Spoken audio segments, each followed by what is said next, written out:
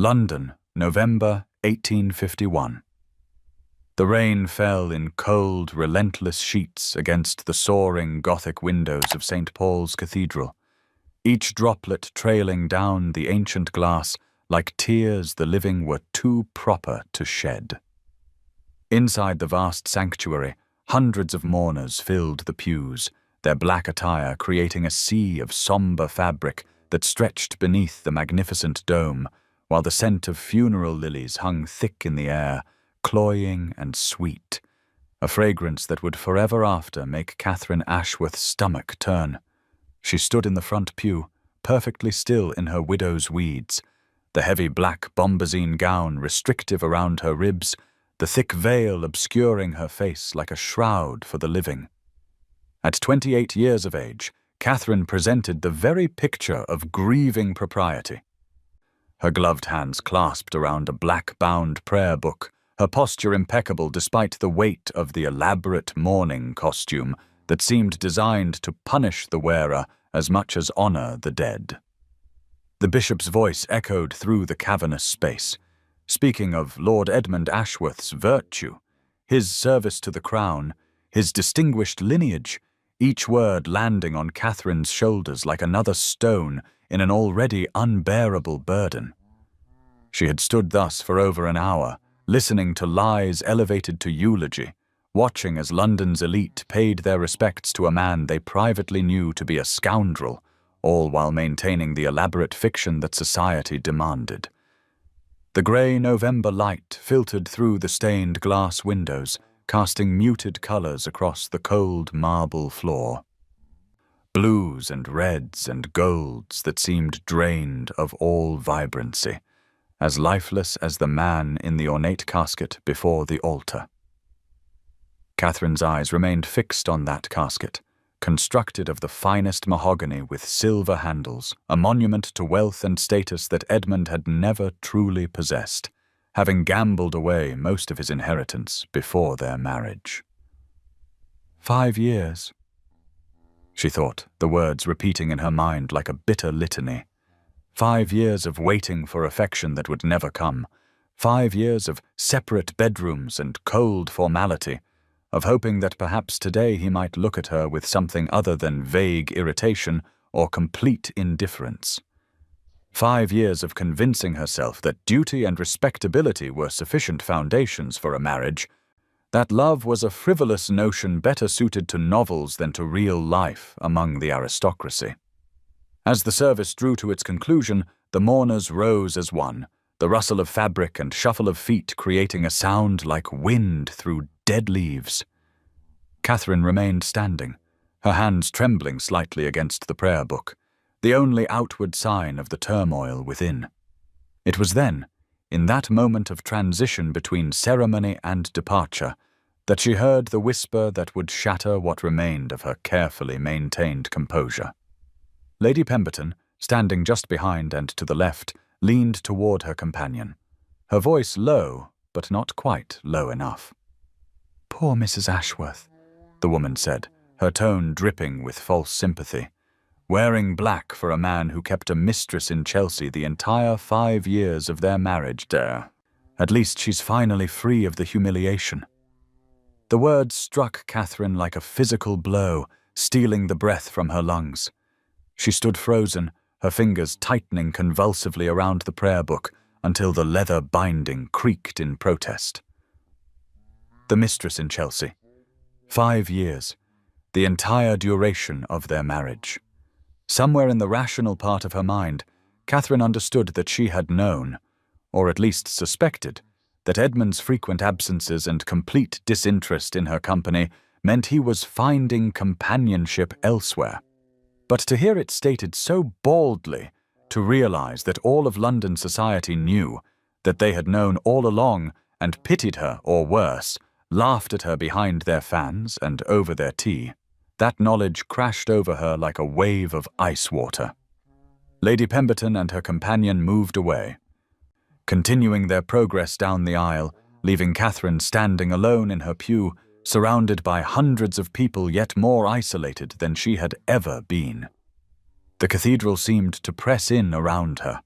the magnificent architecture suddenly oppressive, the soaring dome and ornate decorations a cage dressed in beauty. She forced herself to breathe, to maintain the composure that had been drilled into her since childhood, the unwavering dignity expected of a woman of her station. Her father-in-law, Lord Thomas Ashworth, appeared at her elbow, his weathered face composed in what might have been mistaken for grief by those who did not know him. He took her arm with practiced gentleness, the gesture one of support, but also of possession, a reminder that even in widowhood she remained bound to the Ashworth name. And "You performed your duty admirably, Catherine," he said, his voice pitched low for her ears alone. "The Ashworth name remains untarnished thanks to your discretion." She looked up at him, seeing in his pale blue eyes the same calculation that had characterized his son, the same ability to view people as assets or liabilities rather than human beings deserving of consideration. He knew, she realized with another jolt of understanding.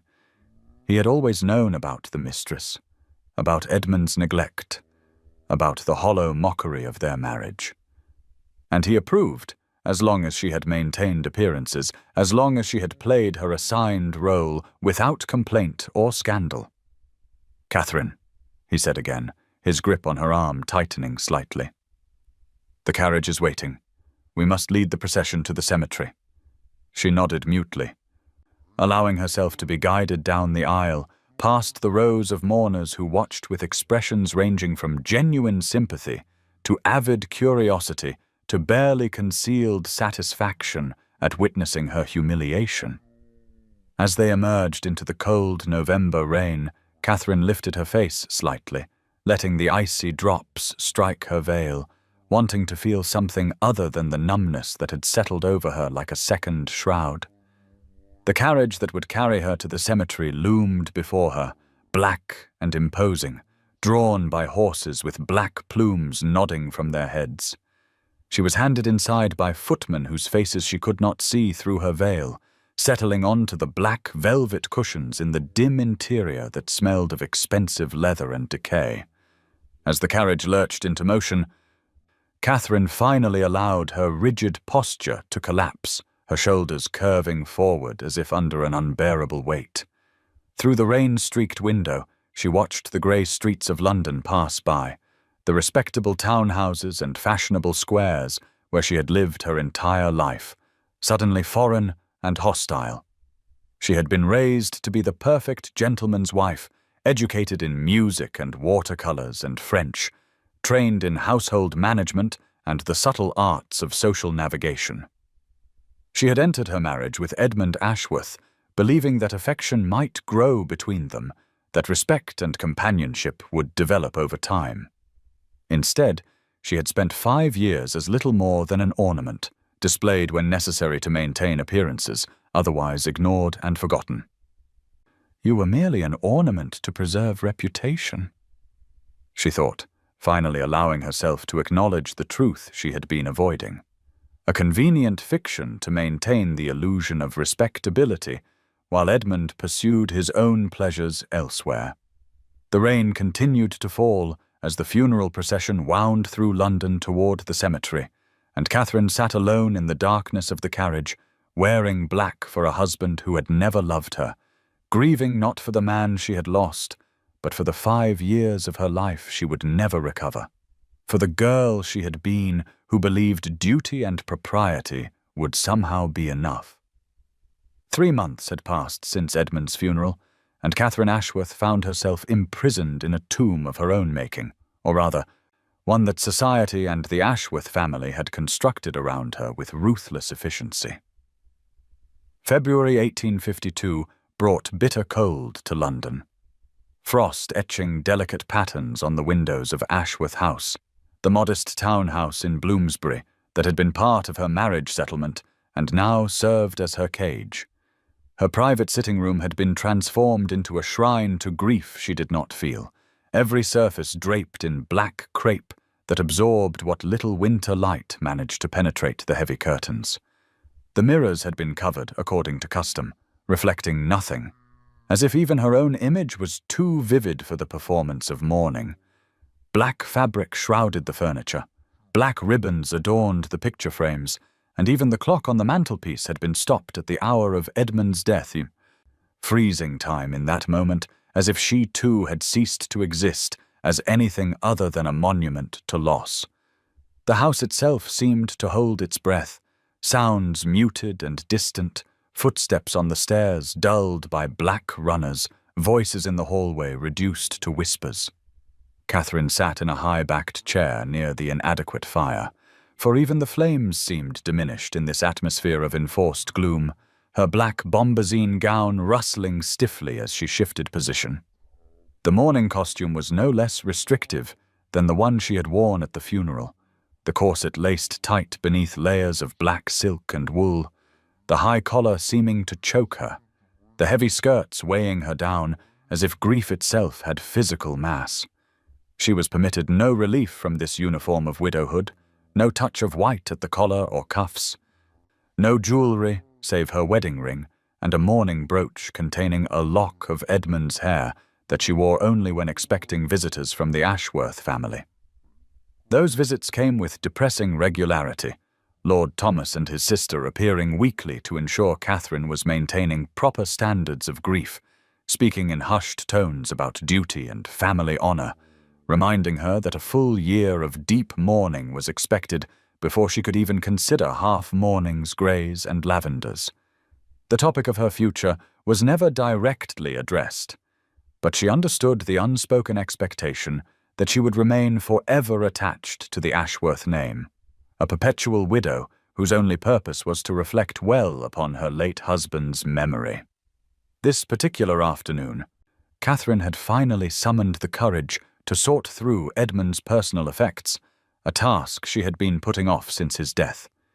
His solicitor had delivered several boxes of papers and belongings, assuring her that anything of real value had already been catalogued for the estate.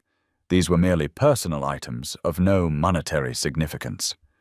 She had asked her maid Mary to bring the boxes to her sitting room, needing privacy for what felt like a final reckoning with the man she had married. Mary, who had been with Catherine since before her marriage, had given her a long, knowing look before withdrawing, understanding as she always did what Catherine could not speak aloud. Now Catherine sat before 3 wooden boxes, her hands trembling slightly as she lifted the lid of the first. Inside lay the detritus of Edmund's life. Calling cards and invitations, racing forms and gambling chits, a silver flask engraved with his initials, a collection of cheap novels of the sensational variety. Nothing of substance, nothing that spoke to who he had been beyond the superficial. The second box contained more of the same, along with a miniature portrait of a woman Catherine did not recognize, beautiful and dark-haired, her expression knowing in a way that made Catherine's stomach tighten. She set the miniature aside and reached for the third box, smaller than the others, containing what appeared to be correspondence. The letters were tied with a faded blue ribbon, incongruous against all the black surrounding her, and as Catherine untied the bundle with fingers gone numb from more than just the cold, she recognized Edmund's handwriting on the envelopes. They were addressed to a Mrs. Arabella Norton at a residence in Chelsea, and even before Catherine opened the first letter, she knew with terrible certainty what she would find. The letters spanned the entire 5 years of their marriage, beginning just weeks after their wedding and continuing almost until Edmund's death.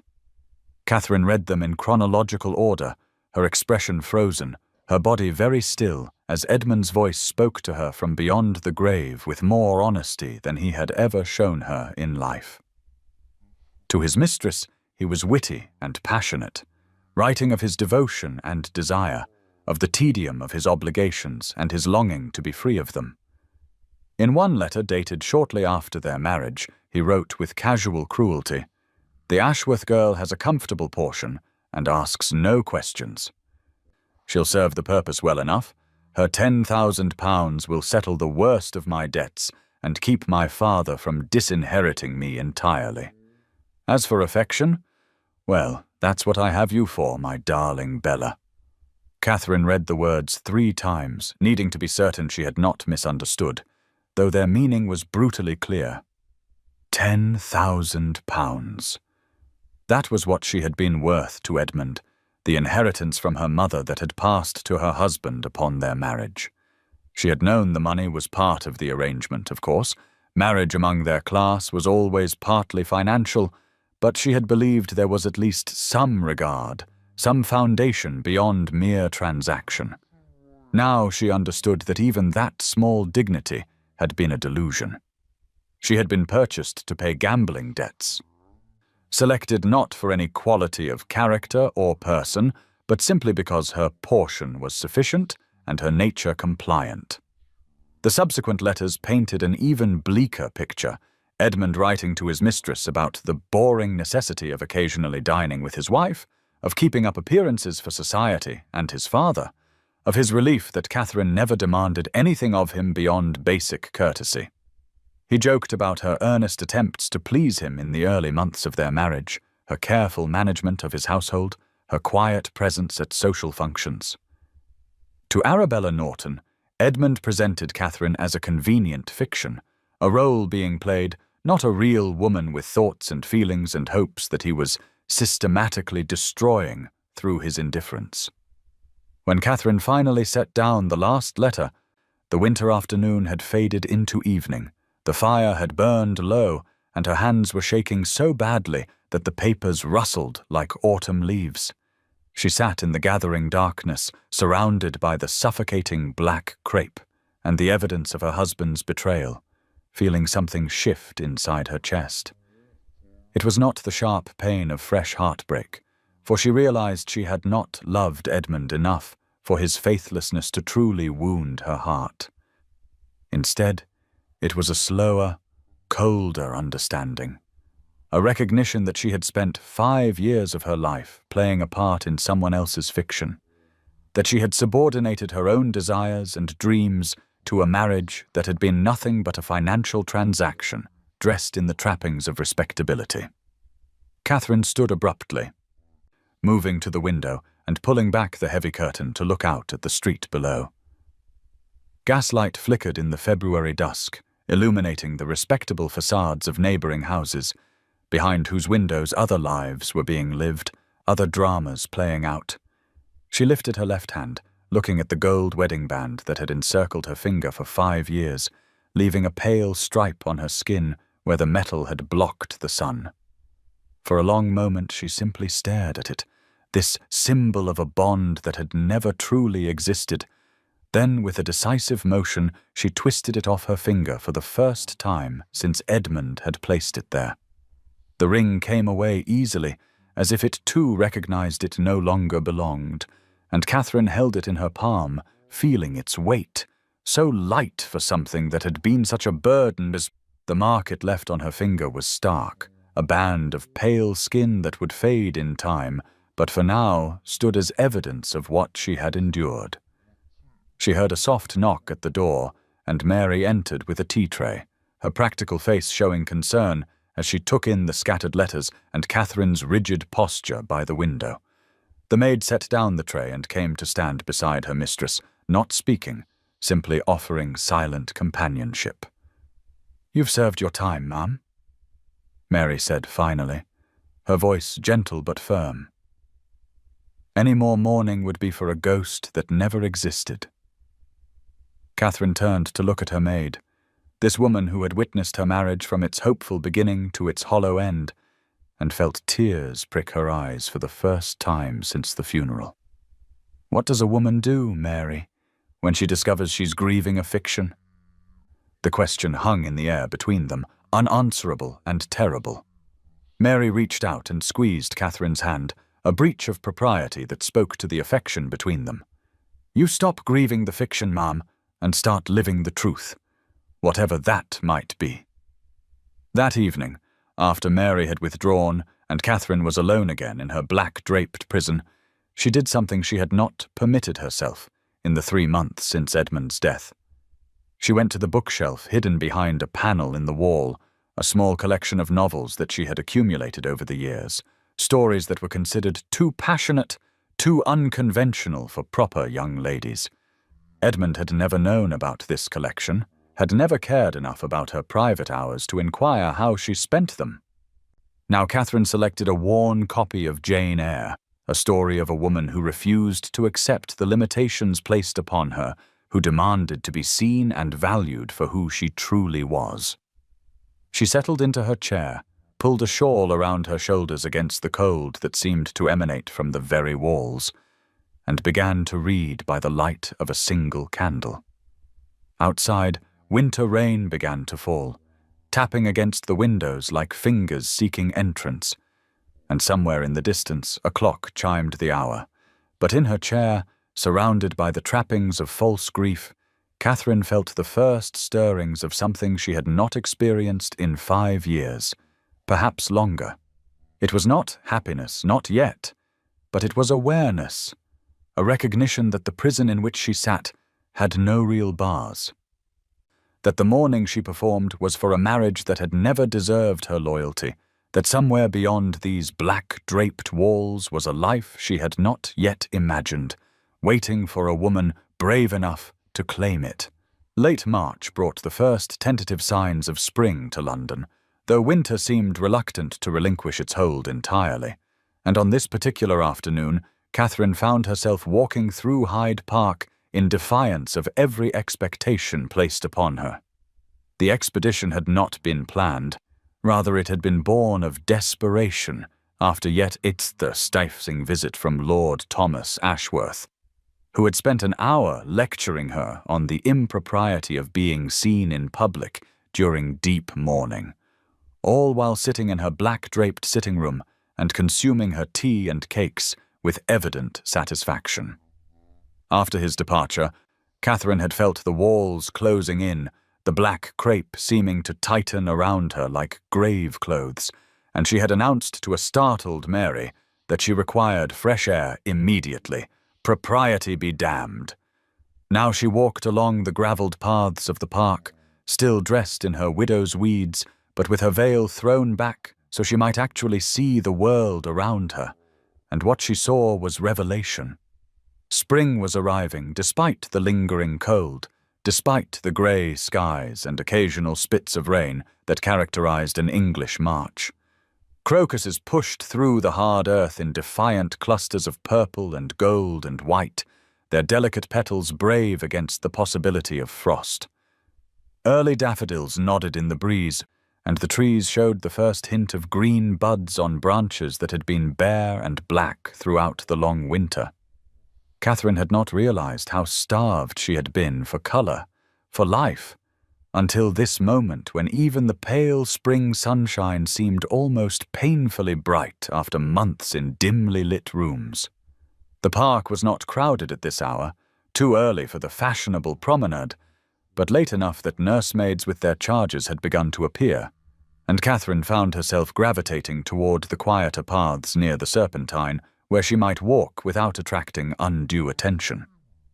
Her black attire drew occasional glances from passers-by, some sympathetic, others merely curious, but most people had the grace to look away and allow her the privacy of her grief, real or performed. She had been walking for perhaps 20 minutes when she saw him, a tall figure in dark clothing standing before a wooden bench that overlooked a small ornamental pond. From a distance she could not make out his features, but something in his posture suggested solemnity, a stillness that spoke of private ritual. Catherine slowed her pace, not wishing to intrude, and was about to turn down another path when she saw him place something on the bench, a splash of vivid color that drew her eye even from yards away. Red roses, a dozen of them at least, their petals brilliant against the weathered wood of the bench and the grey-green backdrop of the park. The man stood for a moment longer, his head bowed as if in prayer or remembrance, then turned and walked away with long, purposeful strides, moving in the opposite direction from where Catherine stood. She remained motionless, watching his retreating figure, something about the gesture he had just performed touching a place in her chest that had been numb for months. There was such tenderness in it, Such private devotion, the act of a man who loved deeply and remembered faithfully. Without quite deciding to do so, Catherine found herself walking toward the bench, drawn by those impossible roses, their color so saturated and alive that they seemed to pulse with vitality against the muted tones of early spring. As she drew closer, she saw there was a small card tucked among the stems, and though she knew it was terribly improper to read what was clearly a private message, she could not resist leaning down to see what it said. The handwriting was bold and masculine, the ink black against cream-colored cardstock, and the message was brief but achingly sincere. For my beloved Margaret, who loved this spot. You are not forgotten. It was signed simply with the letter A. Catherine straightened, feeling as though she had glimpsed something sacred, an expression of the kind of love she had once believed existed only in novels. The roses seemed to glow in the weak sunlight that had begun to break through the clouds, each petal perfect, clearly chosen with care from a hothouse where such blooms were cultivated at great expense. This was no casual gesture, but a deliberate act of remembrance, and Catherine felt tears prick her eyes, moved by the beauty of devotion that persisted beyond death. She was so absorbed in her thoughts that she did not hear the footsteps on the gravel path behind her until a voice spoke, startling her badly. "Forgive me," the voice said, deep and cultured with a note of surprise. "I did not expect anyone to be here." Catherine turned quickly, her heart hammering, and found herself facing the man she had seen moments before, now returned and standing just a few feet away. He was perhaps in his mid-30s, tall and broad-shouldered with dark hair touched with silver at the temples, his features aristocratic and severe, though not unkind. He wore black, as she did, though his attire was less ostentatiously mourning than hers, a simple black coat and trousers that might have been worn for any somber occasion. His eyes, she noticed, were a striking grey, the colour of winter skies, and they regarded her with a mixture of wariness and something else she could not quite name. "I apologize," Catherine said quickly, taking a step back from the bench and the roses. "I should not have intruded. I was merely walking, and saw the flowers, and they were so beautiful that I—" She trailed off, aware that she was babbling, that her cheeks were flushing with embarrassment at being caught reading his private message. The man's expression softened slightly, and he moved forward to retrieve a pair of black leather gloves from the bench, which Catherine now realized must have been what he had returned for. "Most people rush past anything that does not concern them," he said, his tone less sharp than his words might suggest. "You are the first person I have encountered here who stopped to notice." Catherine found herself speaking before she could think better of it. "I find I notice more now. Grief has a way of making you see what others miss." The words hung between them, an admission she had not intended to make, and she saw something shift in his expression, recognition perhaps, or simple understanding. He looked at her more carefully, taking in her widow's weeds, the black veil thrown back to reveal her face, the prayer book she carried more from habit than devotion. His own features softened further, the wariness giving way to something approaching compassion.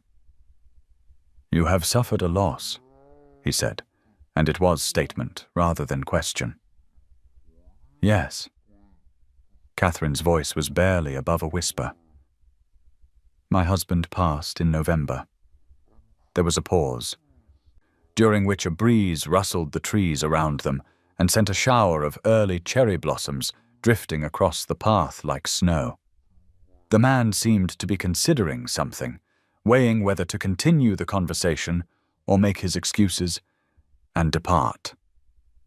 Catherine found herself hoping he would stay, though she could not have explained why.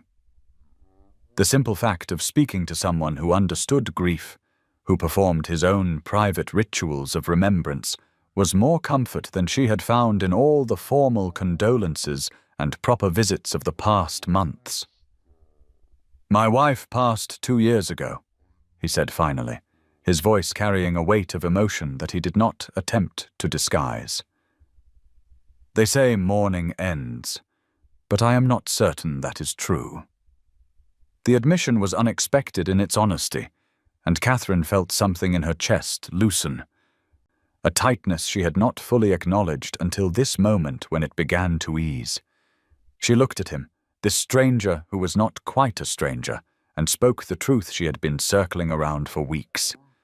Perhaps mourning ends when we finally mourn the right things.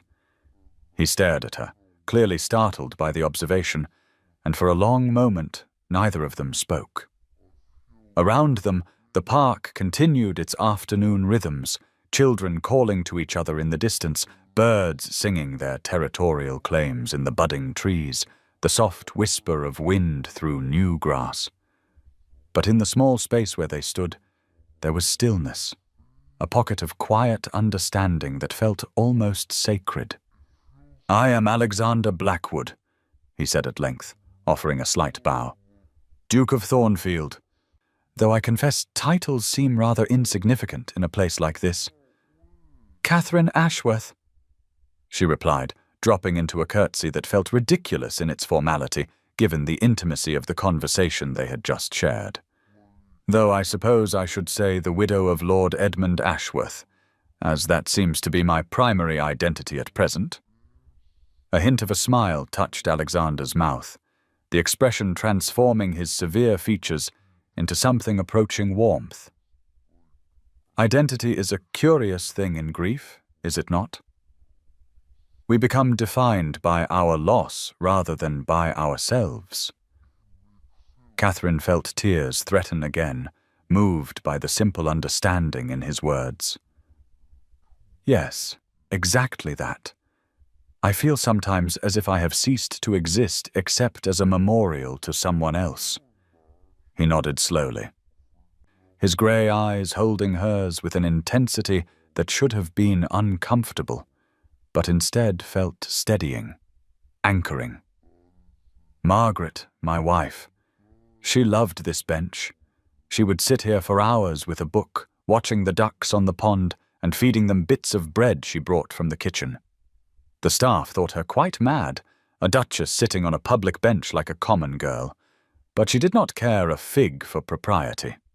His voice had softened with memory, and Catherine could hear the genuine affection there, the love that persisted beyond death. "She sounds wonderful," Catherine said, meaning it. To have inspired such devotion, such faithful remembrance, she must have been extraordinary. She was, Alexander agreed simply, then seemed to shake himself slightly, as if remembering where he was and to whom he was speaking. "But I am keeping you from your walk, Mrs. Ashworth. Forgive me for imposing on your time." "Not at all," Catherine said quickly, surprising herself with her vehemence. "That is, I have found this conversation more sustaining than any I have had in months. There is such relief in speaking honestly rather than performing the expected platitudes." Alexander's expression grew thoughtful as he studied her face, and Catherine felt seen in a way she had not experienced since before her marriage. Perhaps never. "You understand," he said softly. "So few people do.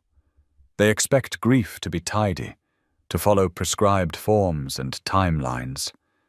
But it is messy and complicated, and often contradictory." "Yes," Catherine breathed, feeling as though he had articulated something she had not been able to name. "Exactly, yes." They stood for a moment longer, the red roses brilliant between them, a reminder of the love that had brought Alexander to this spot, and the loneliness that had driven Catherine to walk through the park in defiance of convention. The weak sunlight strengthened slightly, gilding the scene with pale gold, and Catherine felt something she had not experienced in years. Not happiness precisely, but possibility, the sense that the world might hold more than she had allowed herself to imagine. "I walk here most afternoons," Alexander said, his tone casual but his eyes intent. "Weather permitting.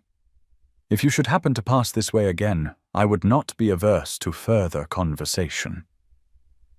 Catherine felt her heart lift in a way that was both thrilling and terrifying. "I often walk in the afternoons myself," she replied, matching his careful tone. "It would be pleasant to have company, should our paths happen to cross." They parted then with formal bows and curtsies that belied the connection that had formed between them, and Catherine continued her walk through the park with steps that felt lighter than they had in months. When she glanced back once, she saw Alexander still standing by the bench, the red roses vivid against his dark clothing, watching her retreating figure with an expression she could not quite read. That night, lying in her bed in the black-draped house, Catherine found herself thinking not of Edmund and his betrayals, but of a man who brought roses to a park bench, who spoke of grief with honesty and understanding, who had looked at her and seen not a convenient fiction, but a real woman worthy of genuine conversation, and for the first time since November, she fell asleep with something very much like hope warming her chest. April arrived with a flourish of warmth and colour that seemed to mock the rigid strictures of mourning, and Catherine found herself returning to Hyde Park with a frequency that would have scandalized Lord Thomas Ashworth had he known, which he did not, for she had become adept at evading the watchful eyes of those who sought to keep her confined to her black-draped prison. The first few encounters with Alexander Blackwood were carefully orchestrated to appear accidental, both of them maintaining the fiction that they simply happened to walk in the park at the same hour each afternoon, that their meetings by the bench with its memorial roses were mere coincidence rather than deliberate arrangement. But by the third week of April, they had abandoned the pretense, acknowledging openly that they sought each other's company, and finding in that honesty a freedom neither had experienced in years. Alexander was unlike any man Catherine had known, certainly nothing like Edmund, with his careless charm and underlying indifference, nor like the other gentlemen of her acquaintance, who treated women as decorative creatures to be admired but never truly engaged. When Alexander asked her opinion on a matter, he listened to her answer with genuine attention, his grey eyes focused on her face as if her thoughts had real value. They discussed books and politics, art and philosophy, ranging across subjects that Catherine had been taught were unsuitable for mixed company, but which Alexander introduced with the easy assumption that her mind was equal to his own. He told her about his estates in Northumberland, about the challenges of agricultural reform and the responsibilities of his seat in the House of Lords, speaking to her not as a pretty audience, but as an intellectual equal whose perspective he actively sought. In turn, Catherine found herself speaking more freely than she had in years, perhaps ever, articulating opinions she had kept hidden even from herself during her marriage, when silence and compliance had been her only shields. One afternoon in late April, as they walked together through the park under skies that threatened rain, Alexander asked the question Catherine had been both dreading and expecting. "You do not speak of your husband the way most widows do," he said, his tone careful but direct. "Were you content in your marriage, Mrs. Ashworth?"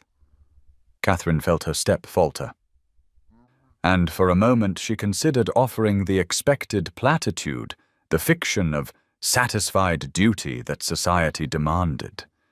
But something in Alexander's expression, open and without judgment, made her choose truth instead. "I was dutiful," she said slowly, testing the words even as she spoke them. "I believed that would be sufficient. I was wrong." Alexander nodded thoughtfully, not pressing for elaboration, and Catherine felt a rush of gratitude for his restraint. After a pause, he spoke again, his voice carrying a weight of its own revelation. "Margaret and I were genuinely happy. I thought I would never feel joy again after she passed.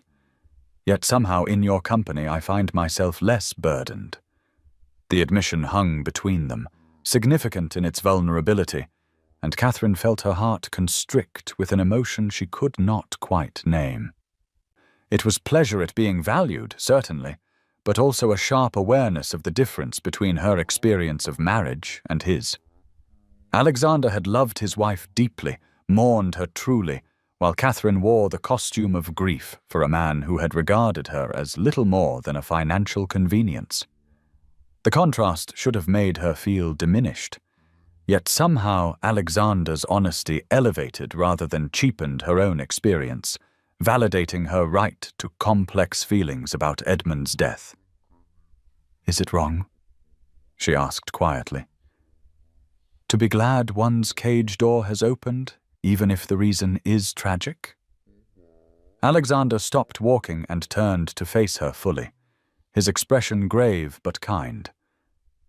"I think it would be wrong to pretend feelings you do not have," he said.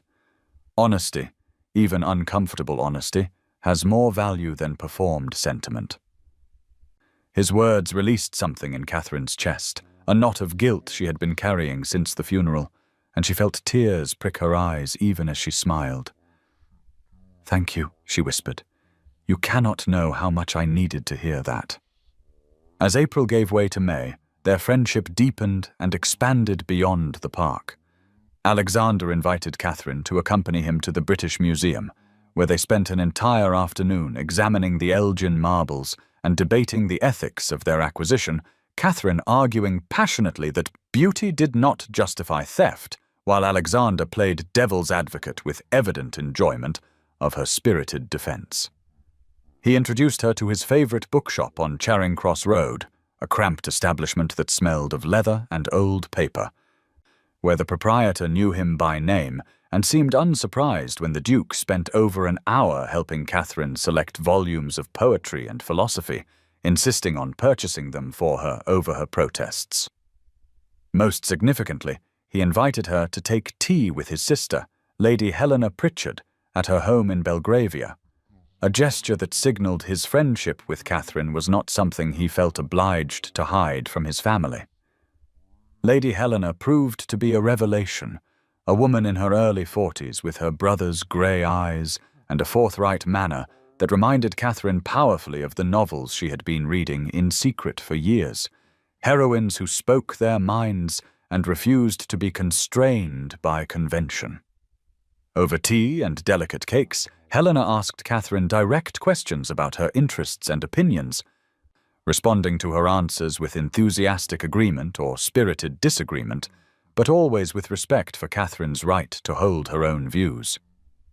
When Catherine mentioned her love of reading, Helena immediately insisted on lending her several volumes from her own library, including a scandalously progressive tract on women's education that would have given Lord Thomas Ashworth apoplexy had he known of its existence. "My brother tells me you have a fine mind," Helena said as Catherine prepared to depart, her eyes twinkling with warmth. "I am delighted to discover he has not exaggerated. You must come again soon. We shall have such conversations." Catherine left the Pritchard residence, feeling as though she had been given a gift more precious than any material object, the validation of her own intelligence and worth by people whose opinion she had come to value deeply. Yet even as her friendship with Alexander brought her more happiness than she had known in years, Catherine was acutely aware of the whispers beginning to circulate through society. The Ashworth widow had been seen walking in Hyde Park with the Duke of Thornfield, not once, but repeatedly. They had been observed together at the British Museum, their conversation so animated as to border on improper. Lady Pemberton, who seemed to take particular interest in Catherine's activities, made sure to mention at every opportunity that two people in mourning ought to maintain more rigid isolation, that such public friendship suggested a lack of proper feeling. The criticism stung, not because Catherine believed it justified, but because she knew the power of social censure to destroy a woman's reputation and prospects. Mary, her loyal maid, reported the gossip faithfully, her expression worried as she helped Catherine dress each morning. "They are saying terrible things, ma'am," Mary said one morning in early May. that you are disrespecting Lord Edmund's memory, that the Duke is taking advantage of your vulnerable state. Let them say what they wish." Catherine replied with more confidence than she felt. "I have worn black for a man who never valued me. I will not also sacrifice the first genuine friendship I have known to appease the judgment of hypocrites." But her words were braver than her heart, and that afternoon when she met Alexander in the park, she found herself voicing her concerns. He listened carefully as she explained the whispers, the warnings from Mary, the subtle cut she had received from an acquaintance who had once been cordial.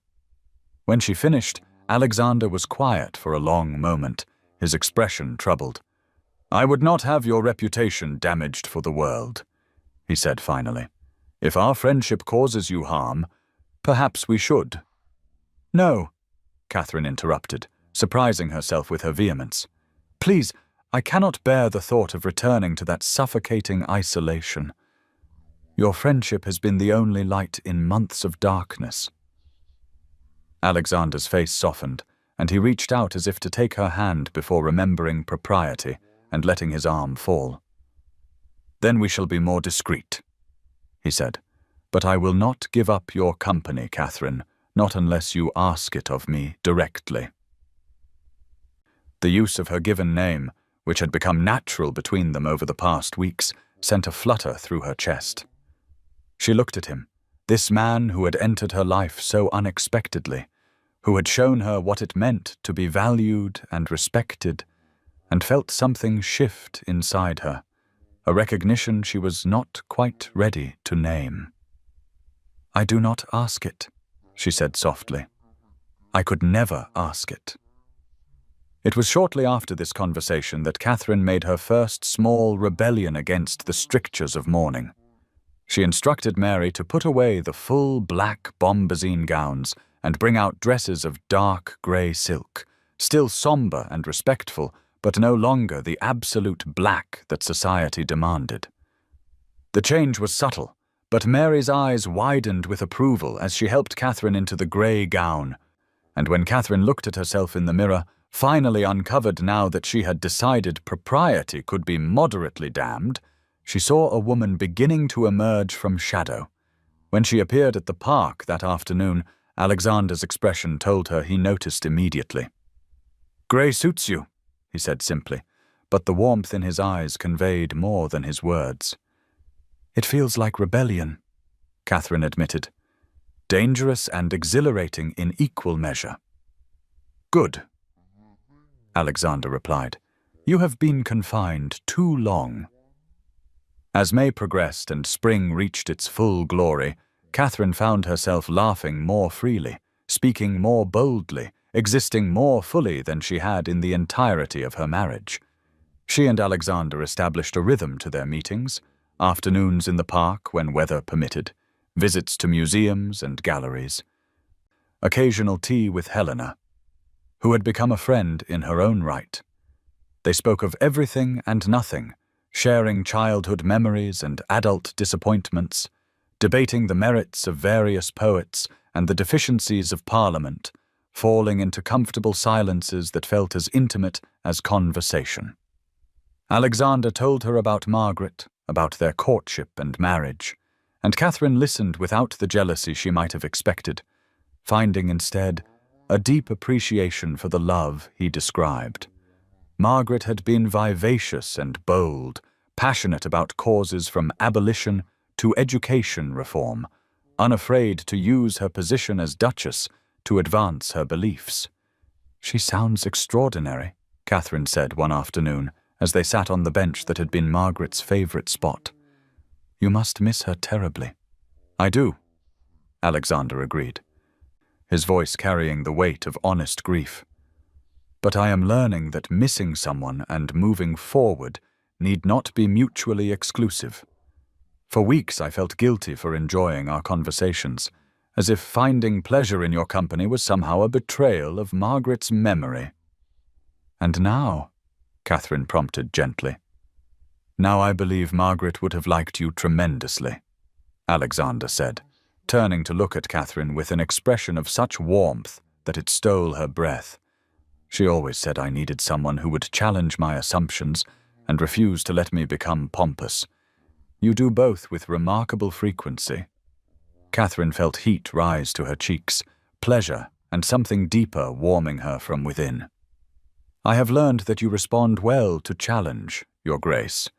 She used his title teasingly, as had become their habit when the conversation grew too serious or too intimate. Alexander, he corrected automatically, though they both knew she would continue to alternate between his title and given name as suited her mood. And yes, I find I do respond well to challenge, particularly from a woman whose intelligence I have come to admire profoundly. The moment stretched between them, weighted with meaning neither was quite ready to articulate, and then Alexander stood abruptly, offering his hand to help Catherine rise. "Walk with me," he said. "There is something I wish to show you." He led her to a section of the park she had not visited before, where a small rose garden was beginning to bloom, early varieties opening their petals to the May sunshine. The colors were extraordinary after months of black and gray and muted tones, reds and pinks and whites and yellows, each bloom perfect and impossibly vivid. Catherine stopped at the entrance to the garden, overwhelmed by the sheer abundance of beauty, and felt tears slip down her cheeks before she could prevent them. "I have not allowed myself to see color," she said, her voice breaking. "I did not realize how starved I was for it." Alexander stood beside her, not touching but close enough that she could feel the warmth of his presence.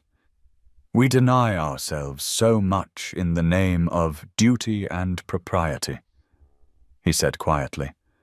"Sometimes we forget that life continues, that beauty persists, that we are permitted to experience joy, even in grief." Catherine turned to him, this man who had brought color back into her gray world, who had reminded her that she was more than a convenient fiction or a memorial to someone else's life. "Thank you," she said, meaning it for so much more than just the roses. For the first time in years, Catherine Ashworth felt fully alive, awake to possibility and open to whatever might come, even as she knew that the path forward was fraught with complication and risk, even as society's whispers grew louder and her own heart grew more entangled with a man who still loved the wife he had lost. She could not bring herself to retreat back into the safety of isolation, for she had tasted friendship and intellectual communion and the heady pleasure of being truly seen, and she would not willingly return to the darkness, whatever the cost. Late May brought unseasonably warm weather to London, the kind of heavy heat that made the city feel languid and drowsy, and it was on such an afternoon that Alexander extended an invitation that would alter the careful equilibrium Catherine had established over the past weeks. They were walking through the park, Catherine in a gown of deep charcoal grey that represented another small step away from full mourning, when Alexander mentioned almost casually that he would be honored if she would visit his London residence, that there was something he wished to show her, something important. The invitation was significant in ways that required no explanation, for a widow visiting a widower's private home went well beyond the bounds of their already questionable friendship, but Catherine found herself accepting before she could consider the implications, drawn by the obvious importance Alexander placed on whatever he wished to share. The following afternoon, she arrived at the imposing townhouse in Mayfair that served as the Duke of Thornfield's London seat, her heart beating uncomfortably fast beneath her corset as a footman ushered her into an entrance hall of breathtaking grandeur. Marble columns soared toward a painted ceiling depicting some classical scene. A magnificent staircase curved upward in a sweep of polished mahogany. And everywhere Catherine looked, she saw evidence of wealth and taste that made her own modest circumstances seem almost shabby by comparison. Alexander appeared at the top of the stairs, descending with the easy grace of a man completely comfortable in such surroundings, and his smile when he saw her was warm enough to ease some of her nervousness. "Thank you for coming," he said, taking her hand in greeting and holding it perhaps a moment longer than strictly necessary. "I know this is somewhat irregular, but I wanted you to see this in private, without the eyes of society watching and judging." He led her up the grand staircase and along a corridor hung with family portraits, generations of Blackwoods staring down with expressions ranging from stern disapproval to benign interest, until they reached a door at the far end of the hallway. Alexander paused before opening it, his hand on the ornate handle, and Catherine saw something flicker across his face that might have been uncertainty or perhaps pain. "This was Margaret's favorite room," he said quietly. "I have kept it much as she left it.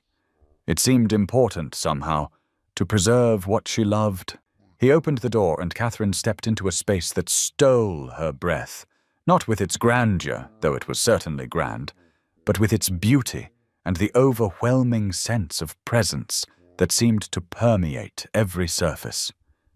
The gallery, for such it clearly was, stretched the length of the townhouse, its walls covered in silk of deep blue-green that caught the afternoon light streaming through tall windows overlooking the gardens below.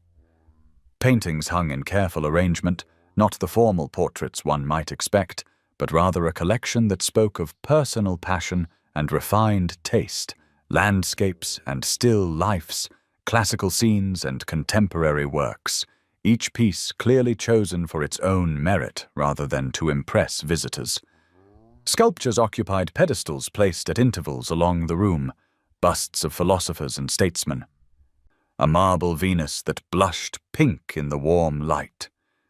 But it was the portrait at the far end of the gallery that drew Catherine's eye and held it, a life-sized painting of a woman who could only be Margaret Blackwood, and Catherine felt her steps slow as she approached it, drawn and repelled in equal measure.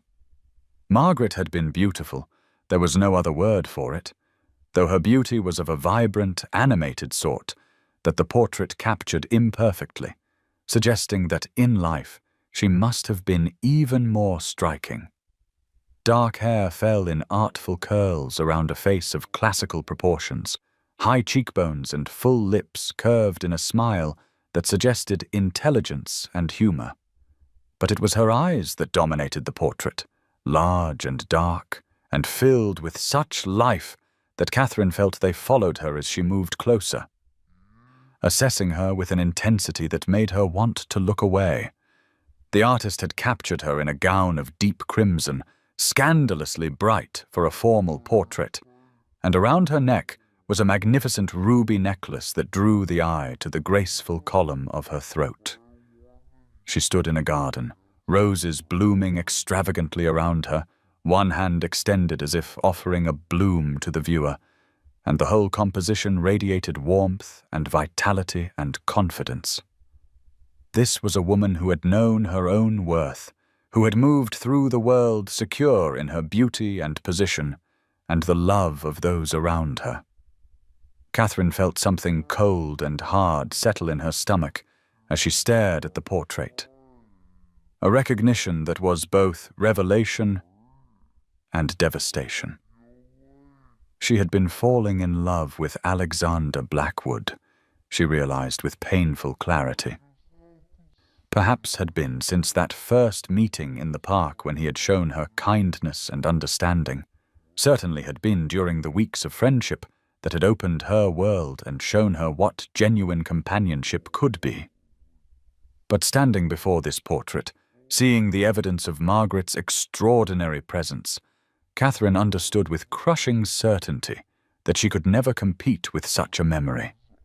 How could she, plain Catherine Ashworth, who had been deemed adequate for a gambling wastrel but nothing more, how could she possibly measure against a woman who had been duchess and beauty and force of nature all combined?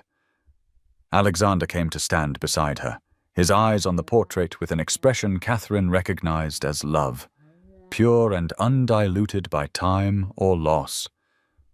and when he spoke his voice carried such reverence that it felt like a knife to her heart. "She had the most extraordinary spirit," he said softly. "Fearless, passionate about life. She cared nothing for what others thought if she believed a cause was just. The ruby necklace in the portrait, she wore it to a state dinner, and scandalized half the court because she had sold the matching bracelet and earrings to fund a school for working-class girls. The Queen was not amused, but Margaret simply laughed and said if Her Majesty wished to fund education herself, Margaret would happily wear the complete set next time." His voice held such affection, such pride in her audacity, that Catherine felt tears prick her eyes. "She sounds remarkable," she managed, her own voice sounding thin and strained to her ears. "You were fortunate to have such a love." "Few people ever experience it." Alexander nodded, still gazing at the portrait as if seeing not paint and canvas, but the living woman. "I was a better man because of her," he said.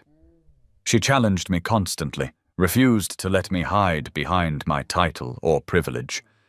She believed the aristocracy had obligations that went beyond maintaining estates and attending Parliament, that we had a duty to use our positions to improve the lives of those less fortunate. Half my friends thought her dangerously radical, but I think she may have been simply ahead of her time." Catherine felt something breaking inside her chest, fracturing into pieces that she knew would never quite fit back together correctly.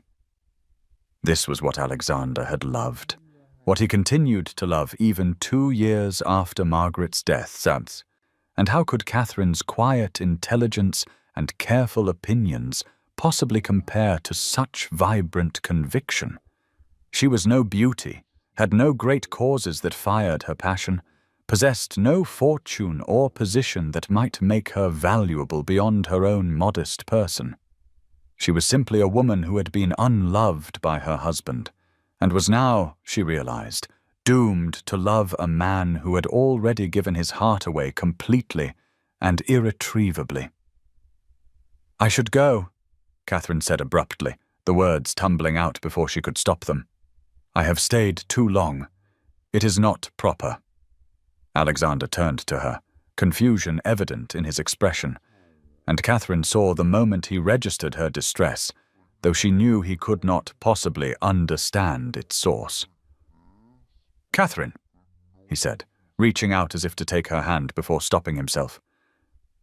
"I hope I have not upset you by bringing you here. I wanted you to see this, to understand what Margaret meant to me, to us.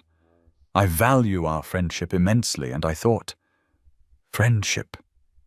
The word landed like a blow, confirmation of what Catherine had already known, but somehow hoped against hope, might not be true. "Of course," she said, forcing her voice to steadiness. "Of course, Your Grace, I am honored by your trust. But truly, I must go. My maid will be wondering what has become of me."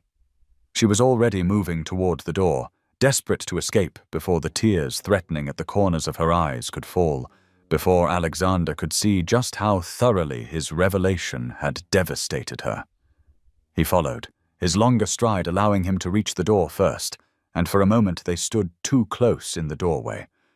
Close enough that Catherine could see the concern in his grey eyes.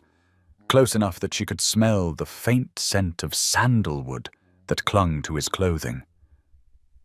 "Please," he said quietly, "tell me what I have done wrong. How have I distressed you?" "Nothing," Catherine lied, the words scraping her throat raw. "You have done nothing wrong. I am simply tired, and the heat is rather oppressive, and I find I need air. Let me call for my carriage." Alexander offered. "I will escort you home." "No," Catherine said too quickly, too emphatically.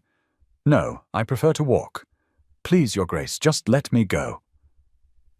She saw hurt flash across his features at her use of his title, at the formal distance she was deliberately placing between them, but she could not help it, could not bear another moment in this house that was shrine to a woman she could never hope to equal. Alexander stepped back, allowing her passage, and Catherine fled down the corridor and the grand staircase, barely pausing to collect her bonnet and gloves from the footman before escaping into the street. The afternoon heat struck her like a physical force, the air thick and still, carrying the sense of horse manure and coal smoke, and humanity pressed too close together. London in summer with all its glamour stripped away to reveal the grimy reality beneath.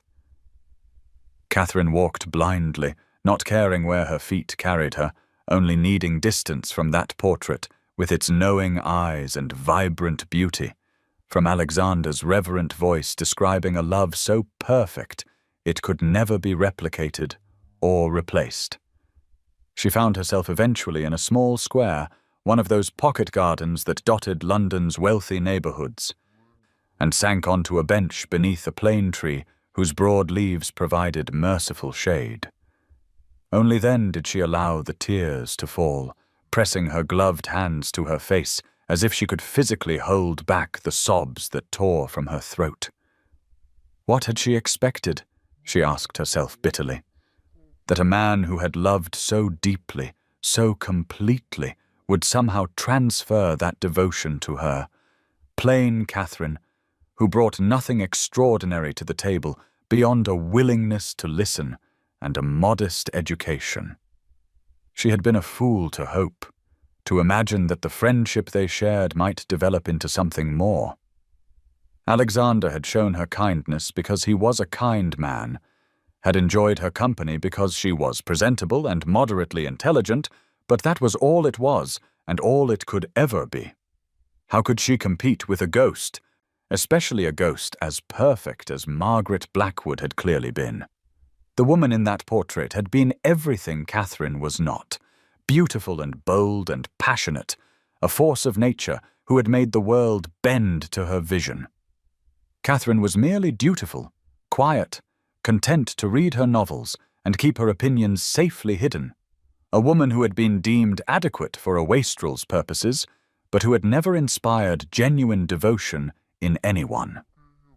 The comparison was not just unfavorable, it was devastating, a reminder that Catherine had always been second choice, second best, the one selected when no better option presented itself. She sat in that small garden for over an hour, until the tears finally stopped, and the sun began its descent toward evening. Until she felt empty and hollowed out, but at least capable of returning home without completely falling apart.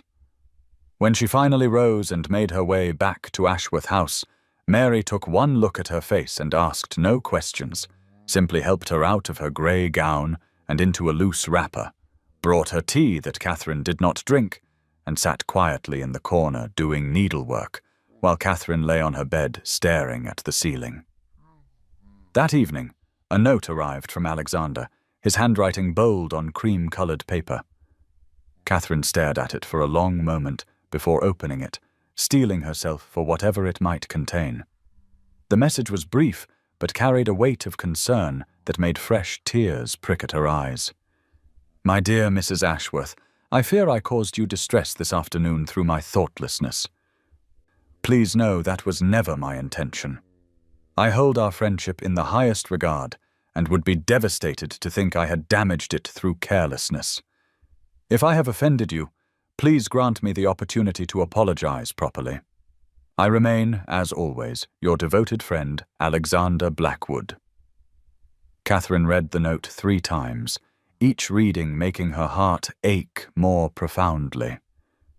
Your devoted friend. There it was again, that word that defined the limits of what they could be to each other. She folded the note carefully and placed it in the drawer of her writing desk, where she kept Alexander's previous letters, a small collection of correspondence that she knew she should probably burn but could not bring herself to destroy. She did not reply that evening, nor the next day. Unsure what she could possibly say that would not reveal too much or demand what he could not give.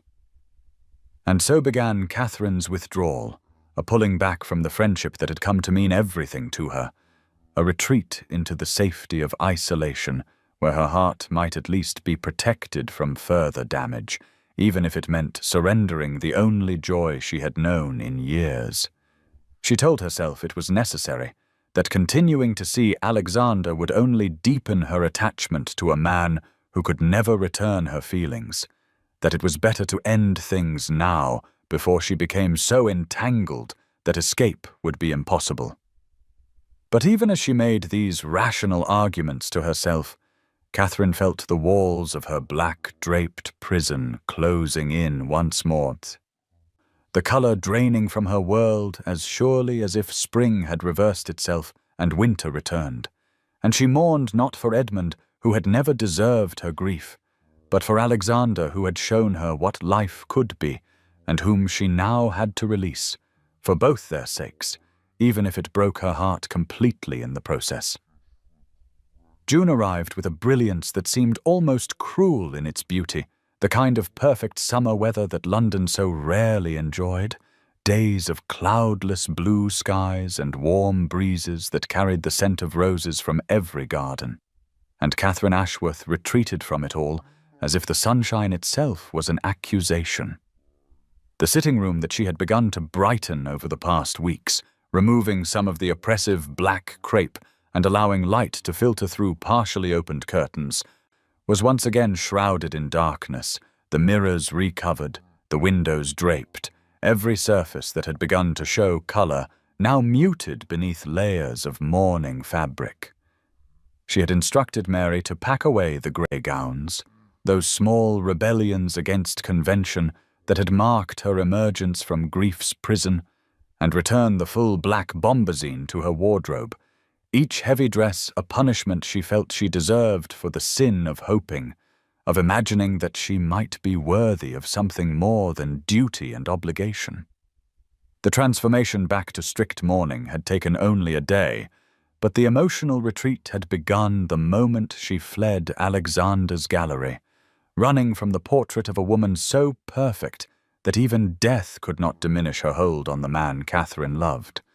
For she did love him, Catherine acknowledged in the privacy of her darkened room, loved him with an intensity that frightened her precisely because it was so different from anything she had felt for Edmund. What she felt for Alexander was not the resigned acceptance of a contractual arrangement, but rather a deep recognition of kindred spirits, an appreciation for his intelligence and kindness, a longing for his company that had become as necessary as breathing. And that was precisely why she had to end it, had to withdraw before her feelings grew so entangled that extraction would be impossible. Better to bury herself now, to return to the safe numbness of mourning, than to stand forever in the shadow of Margaret Blackwood, comparing herself to a ghost and finding herself inevitably wanting. The first note from Alexander arrived the morning after her visit to his gallery, delivered by a footman in Thornfield livery who waited expectantly for a reply that Catherine could not bring herself to write. She held the cream-coloured envelope in her hands for a long time, feeling its weight, knowing that opening it would only make her resolution harder to maintain. Finally, she broke the seal and read his words, his concern evident in every carefully chosen phrase, his confusion palpable, his desire to make amends for an offence he did not understand, and which Catherine could not explain touching her, even as it deepened her pain. She placed the letter in her desk drawer unopened and did not reply. A second note arrived the following day, then a third, each one growing slightly more desperate in tone, though still maintaining the careful courtesy that characterized all of Alexander's communications. He begged for the opportunity to see her, to understand what he had done wrong, to repair whatever breach had opened between them. He spoke of missing their conversations, of the park bench that seemed empty without her presence, of his sister Helena, who had asked after her with genuine concern. Each letter was a knife to Catherine's heart, but she steeled herself against the pain and left them all unanswered, knowing that any response would weaken her resolve. that hearing his voice or seeing his face would shatter the fragile walls she was building around her wounded heart. Mary watched these proceedings with increasing distress, her normally cheerful face drawn with worry as she helped Catherine dress each morning in the hated black gowns, as she served tea that went untouched, as she picked up the unopened letters that accumulated on Catherine's writing desk like accusations.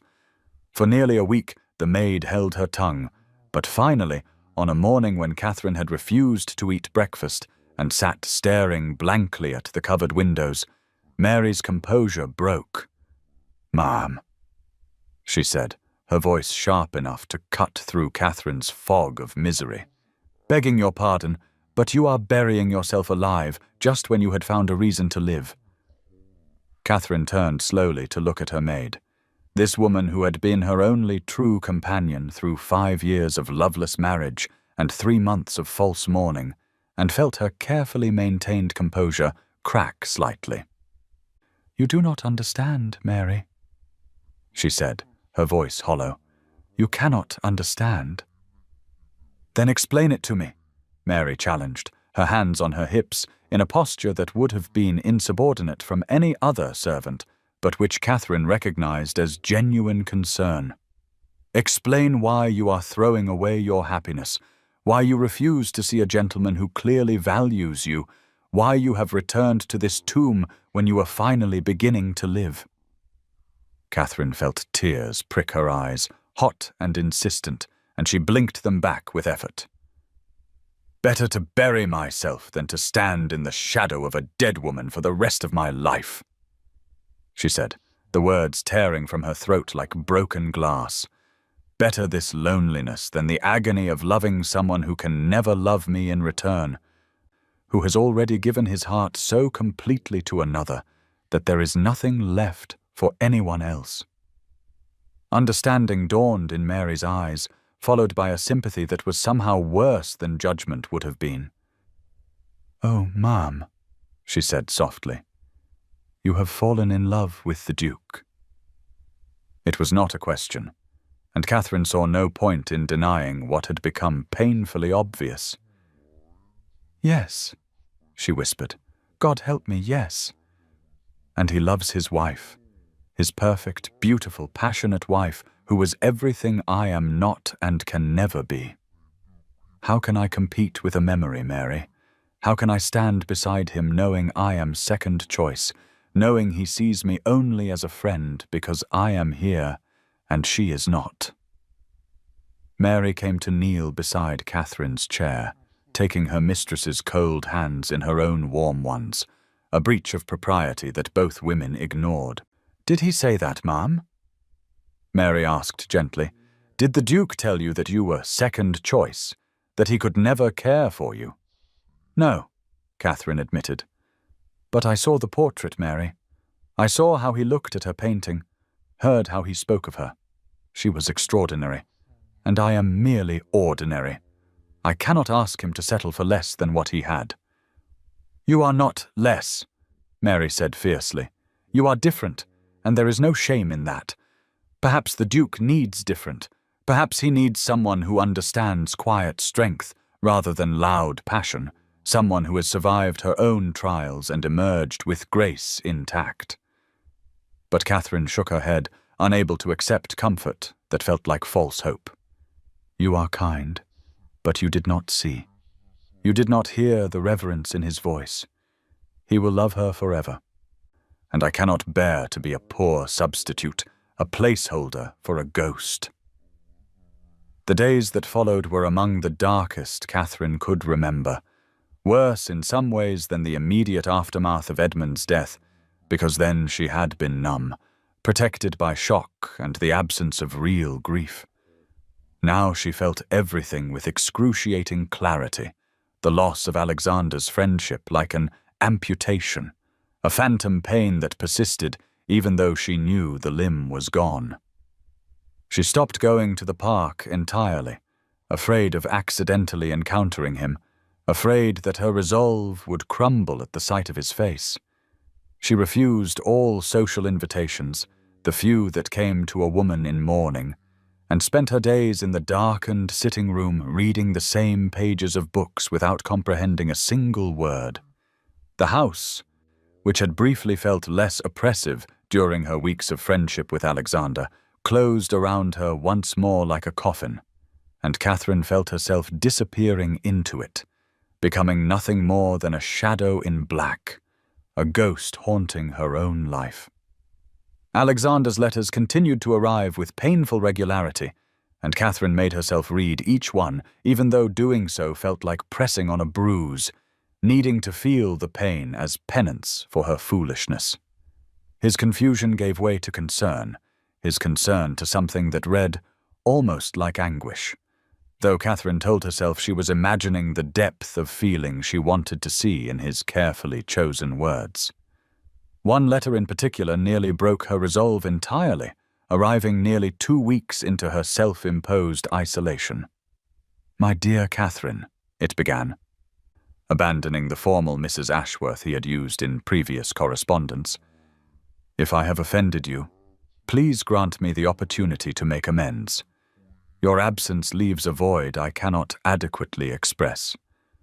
I find myself walking in the park each afternoon, hoping against hope that I might encounter you, that I might have the chance to understand what has driven you away. Helena asks after you constantly, worried that some illness has befallen you. I confess I share her concern, for the woman I knew would not retreat without cause. Whatever I have done, whatever thoughtless word or deed has caused this breach between us, please know that it was unintentional, and that I would do anything in my power to repair it. Our friendship has come to mean more to me than I have the words to express, and its loss leaves me profoundly diminished. I remain, always yours in devoted friendship, Alexander." Catherine read the letter until she had memorized every word, until the paper was soft from handling, and still she could not bring herself to reply. "Devoted friendship," he wrote, and those 2 words were both balm and poison, offering the comfort of his regard while simultaneously making clear the limits of what he could give. She wanted more than friendship, needed more, and accepting less would be a slow torture that would eventually destroy whatever remained of her spirit. Better a clean break now than a lingering death of hope deferred and love unreturned. Outside her windows, summer blazed in full glory, the longest days of the year bringing light that persisted well into evening. But inside Catherine's sitting room, it might as well have been the depths of winter. The flowers that Alexander had sent during their friendship, bright arrangements that Mary had placed throughout the room, had long since wilted and been removed, leaving only empty vases as reminders of what had been lost. The books he had given her, volumes of poetry and philosophy carefully selected to match her interests, sat unread on the shelf, too painful to look at and too precious to discard. The grey gowns hung in her wardrobe like abandoned dreams, and Catherine found herself sometimes standing before them in the darkness, running her fingers over the soft fabric and remembering the woman she had briefly been, alive and engaged and open to possibility.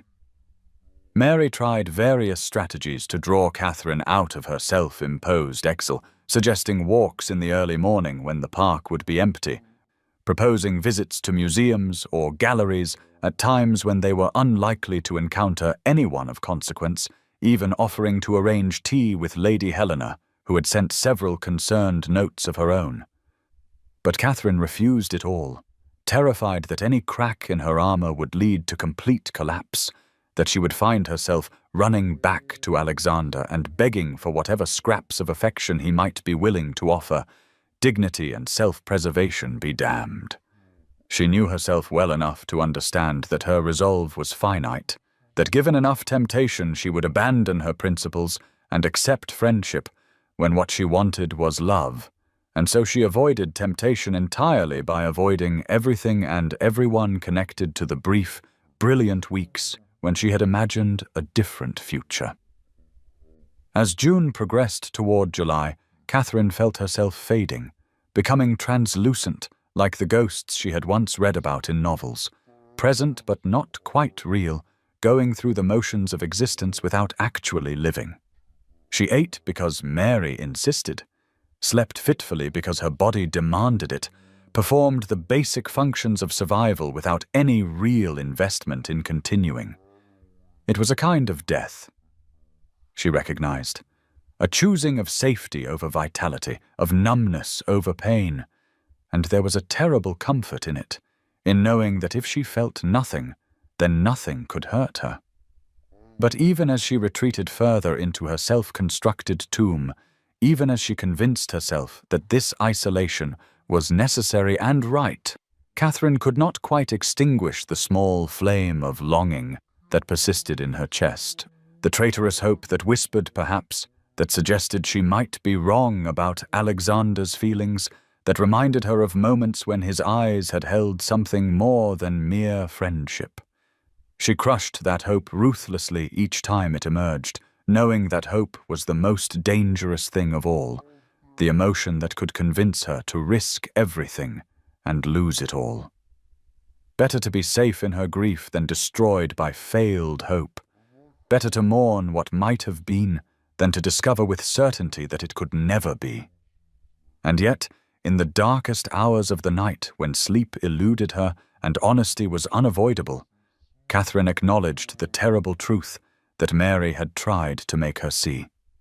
She was not protecting herself by withdrawing. She was simply exchanging one form of suffering for another, trading the risk of rejection for the certainty of loneliness. And while loneliness was familiar and therefore bearable, it was also soul-destroying in its slow, inexorable way. She was burying herself alive, just as Mary had accused, interring herself in black crape and false propriety while the world outside continued in all its messy, vibrant, complicated glory. But knowing the truth and having the courage to act on it were entirely different things, and as June faded into July, and Alexander's letters finally stopped coming, their absence somehow worse than their arrival, Catherine remained in her darkened sitting room, watching summer sunshine struggle through heavy curtains, mourning not Edmund, who had never deserved her tears, nor even Alexander, who she had lost by her own choice, but rather the woman she had briefly been during those weeks of friendship, the woman who had laughed freely and spoken boldly and allowed herself to hope for happiness, the woman who now seemed as lost and unreachable as any ghost, buried beneath layers of fear and self-protection that Catherine was no longer certain she had the strength to shed.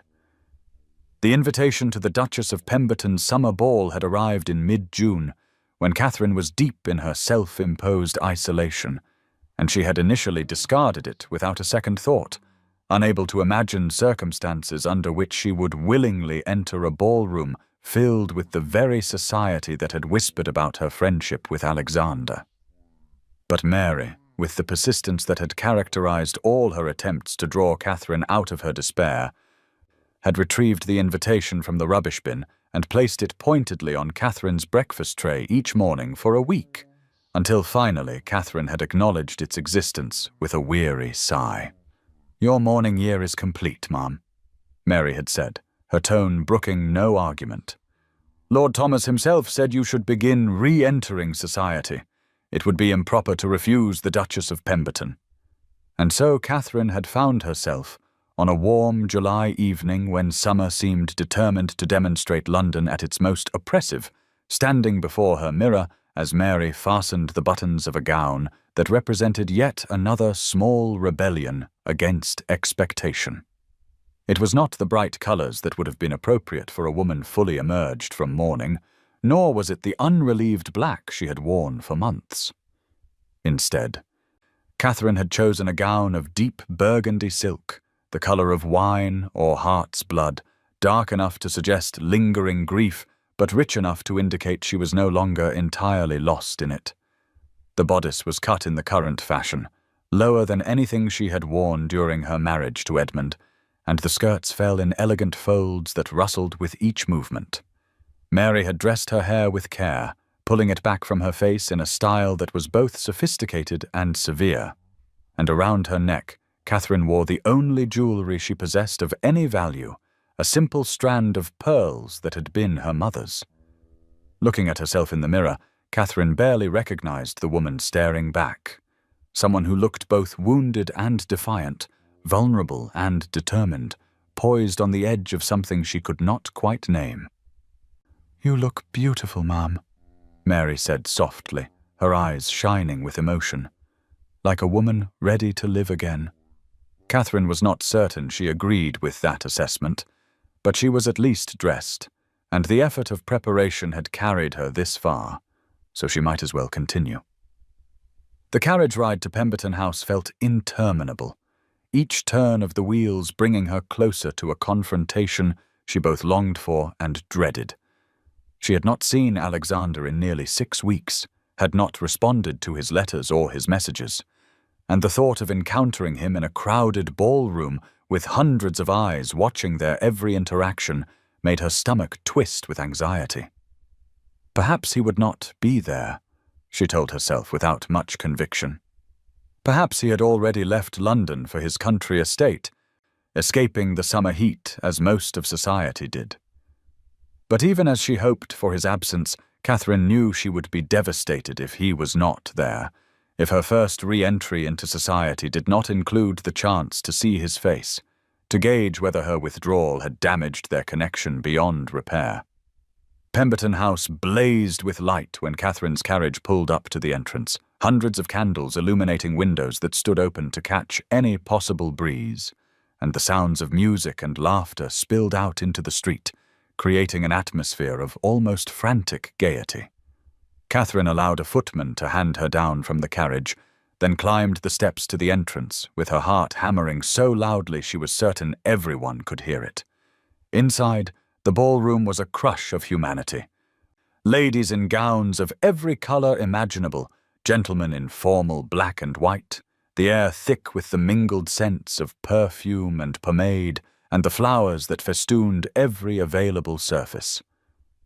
Catherine paused at the entrance, momentarily overwhelmed by the assault on her senses after months of quiet isolation, and felt her resolve waver.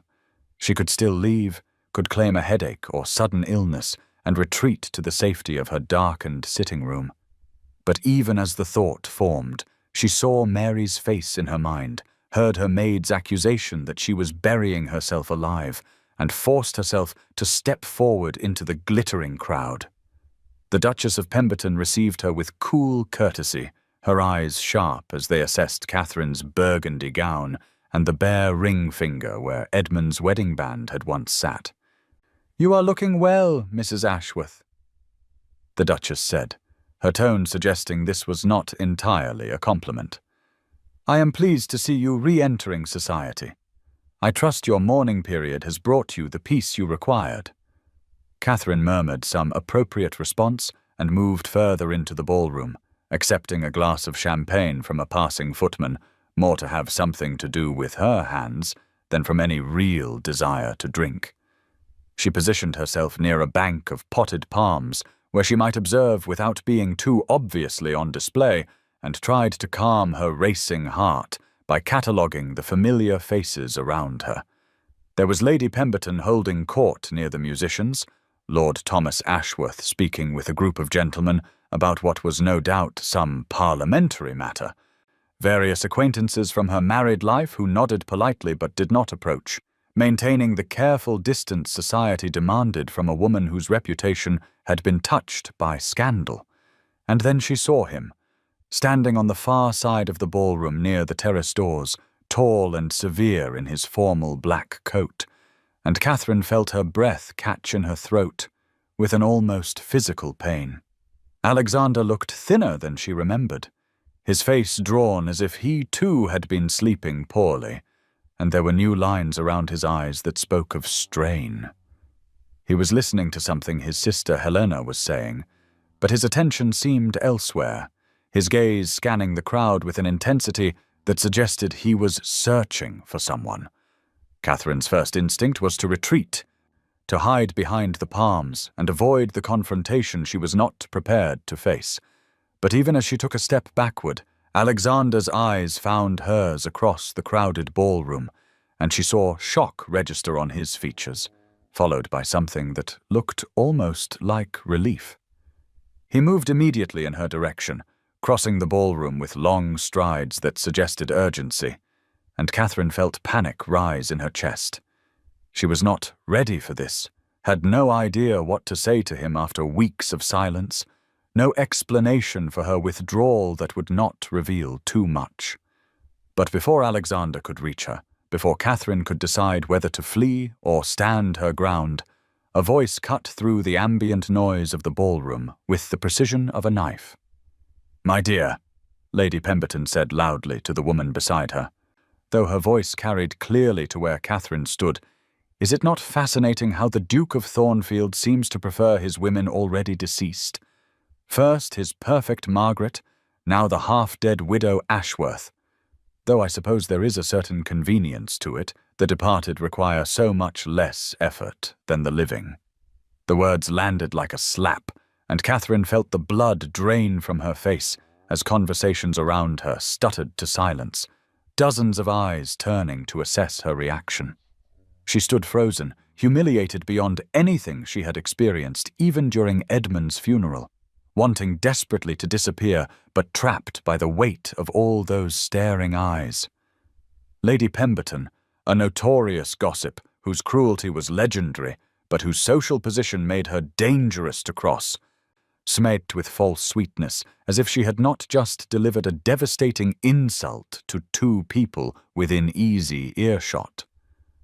Alexander had stopped mid-stride when Lady Pemberton spoke, and Catherine watched his expression transform from concern to fury so cold it seemed to lower the temperature of the entire ballroom.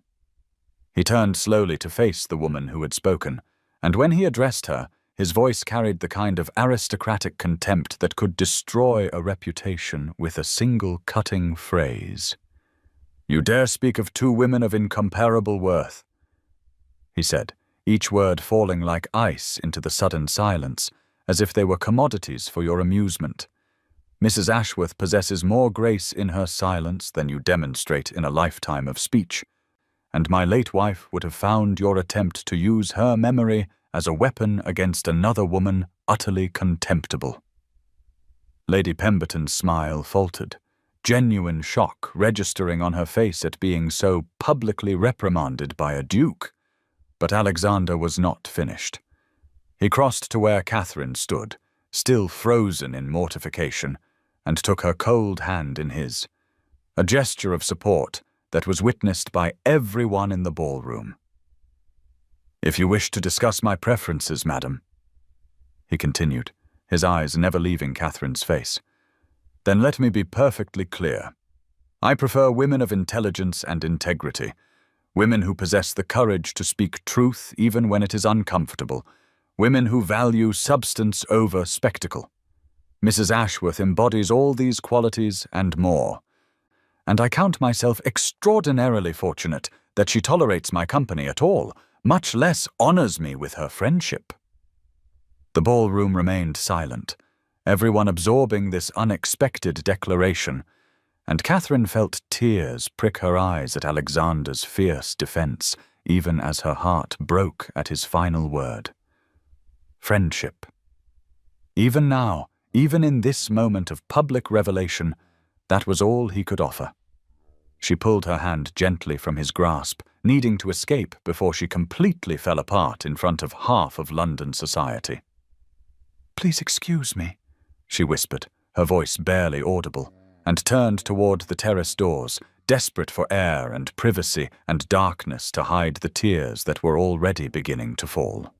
She heard Alexander call her name, but did not stop.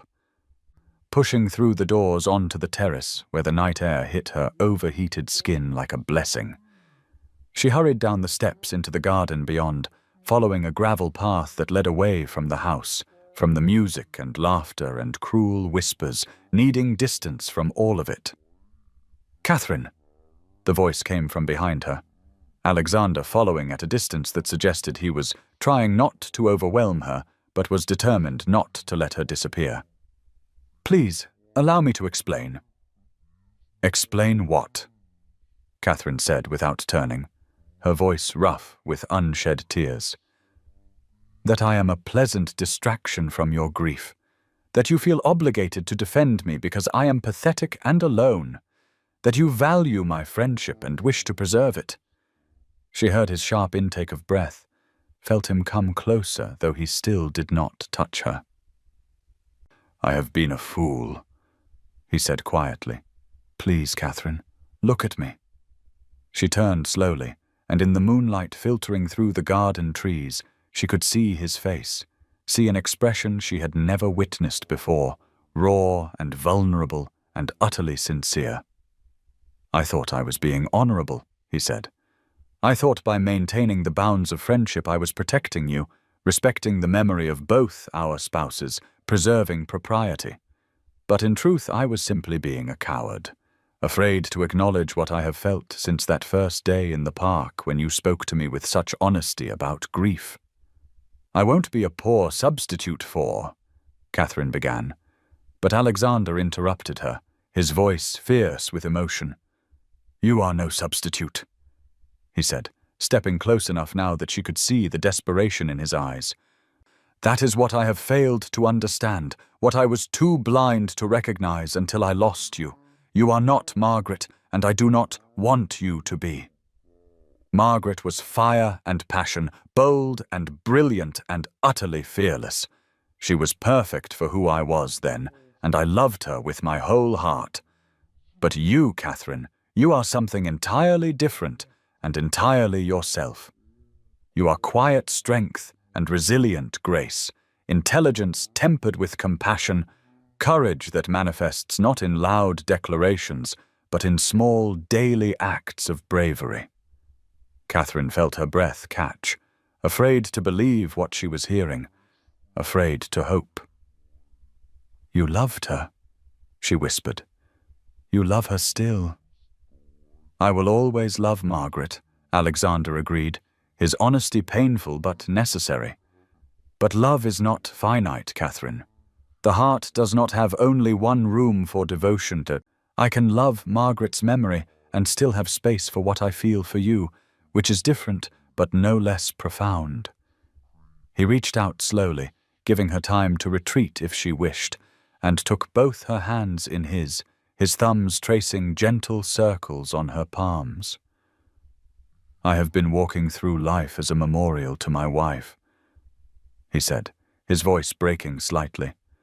Performing grief, visiting that bench with roses, maintaining the shrine of our life together as if movement forward was betrayal. And then you appeared, and you understood the performance because you were doing the same thing. You saw through my careful facade to the loneliness beneath, and instead of being satisfied with surfaces, you demanded honesty. You made me laugh again, made me think about the future rather than simply existing in the past. You challenged my assumptions and refused to let me hide behind my title or my grief. And somewhere in all those conversations, in all those stolen afternoons, I fell in love with you. The words hung in the air between them, impossible and perfect, and Catherine felt something crack open in her chest, all the walls she had built to protect her heart crumbling at once. But you never said, she managed through tears that were now falling freely. You spoke only of friendship. Because I am an idiot, Alexander said with a self-deprecating smile. Because I convinced myself that what I felt was simply the comfort of companionship, that it would be disloyal to Margaret to love again so soon. It was only when you withdrew, when I lost the light of your company, that I understood the truth. I do not want your friendship, Catherine, though I treasure it beyond measure. I want your mornings and your evenings, your laughter and your tears, your brilliant mind and your generous heart. I want to wake beside you and fall asleep knowing you are near. I want to be the man who brings you joy rather than the duke who brings roses to a bench. I want, God help me, to love you for the rest of my life, if you will permit it. Catherine stared at him through her tears, seeing in his face the truth of every word, the vulnerability of a man who had finally allowed himself to feel again and was terrified of rejection. And she realized in that moment that she had a choice, could retreat back into safety and certainty, could protect her heart by refusing what was being offered, or she could be brave, could take the risk that loving required, could choose life over mere existence. And I thought I could never measure up to her, Catherine said, her voice shaking. I thought you would always compare me to your perfect wife and find me lacking. You are not lacking, Alexander said fiercely. You are different, and different is what I need. Margaret would have wanted me to live again, to find happiness rather than spending my life as a monument to the past. She would have liked you immensely, would have appreciated your intelligence and your courage. And more importantly, I like you, admire you, need you, love you, not because you remind me of her, but precisely because you do not. Catherine felt the last of her resistance crumble, and she stepped into his arms, feeling them close around her with a tenderness that made her weep harder. I love you, she whispered against his chest. I have loved you for so long, and I was so afraid. No more fear, Alexander said, his voice rough with emotion. No more hiding, no more performing grief we do not feel. Only honesty, only truth, only this. He tilted her face up to his grey eyes searching hers in the moonlight, and Catherine saw in them not the ghost of his dead wife, but rather her own reflection, valued and cherished and wholly seen. May I kiss you? He asked, the question formal, but his voice shaking with barely restrained emotion. Please, Catherine breathed, and then his lips were on hers, tender and passionate, and filled with all the longing of the weeks they had spent apart. And Catherine felt herself come alive in a way she never had before, not in the pallid kisses of her marriage, but in this meeting of equals, this joining of two people who had found each other through grief and chosen each other through love. When they finally broke apart, both breathing hard, Alexander rested his forehead against hers and laughed shakily. We have just scandalized half of London, he said. Kissing in the garden at the Pemberton ball.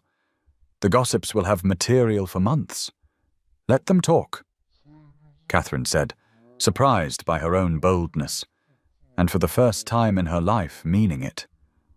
I am done living according to other people's expectations. Good, Alexander said, pressing a kiss to her forehead, her cheeks, the tip of her nose.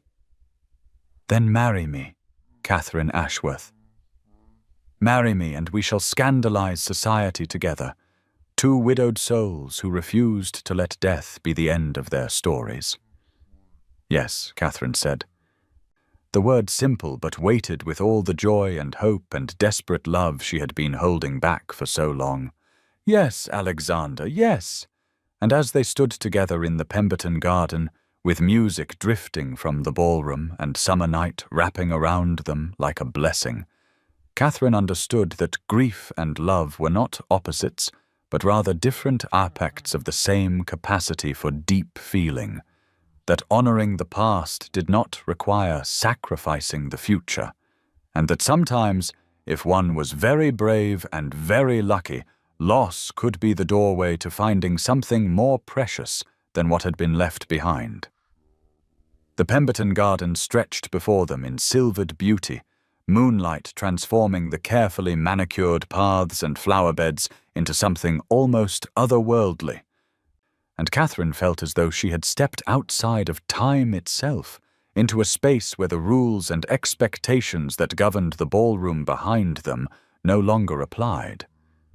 The night air was heavy with the scent of roses, their blooms pale and ghostly in the darkness, and somewhere nearby a nightingale sang its liquid song, oblivious to the human drama unfolding beneath the stars.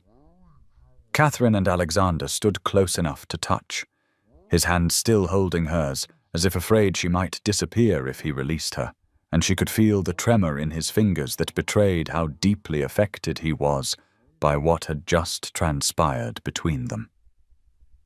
"I need you to understand," Alexander said, his voice low and urgent, searching her face in the moonlight as if trying to memorize every feature.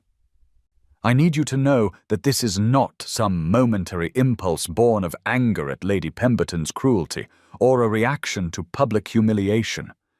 What I feel for you has been growing for months, but I was too blind, too caught in guilt and obligation to the past, to recognize it for what it was." Catherine felt fresh tears threaten, her emotions too close to the surface after weeks of suppression, and she gripped his hands tighter as if anchoring herself to this moment, to this reality that seemed too precious to be real. "Tell me," she whispered. "Please, Alexander, tell me everything. I need to hear it. Need to understand how this is possible." Alexander drew a shaky breath, and Catherine saw him gather his courage, saw the moment he chose vulnerability over self-protection, honesty over comfortable fiction. "When Margaret died, he began," his voice rough with emotion. "I thought my capacity for love had died with her. We had been married 8 years, and they were genuinely happy years. She was my partner in every sense, challenging me intellectually, supporting me emotionally, pushing me to be better than I would have been on my own. When the fever took her, it was sudden, brutal. One week she was vibrant and alive, planning a ball to raise funds for one of her causes, and the next she was gone, buried in the family vault while I stood in the rain and wondered how the world could continue when she was no longer in it."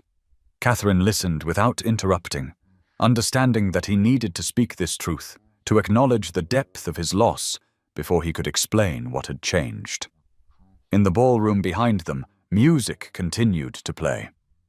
A waltz drifting through the open terrace doors, but here in the garden there was only Alexander's voice and the night sounds and her own heartbeat loud in her ears. "For 2 years I existed rather than lived," Alexander continued. "I went through the motions of my responsibilities, managed my estates, attended Parliament, visited that bench in the park with roses because it made me feel close to her.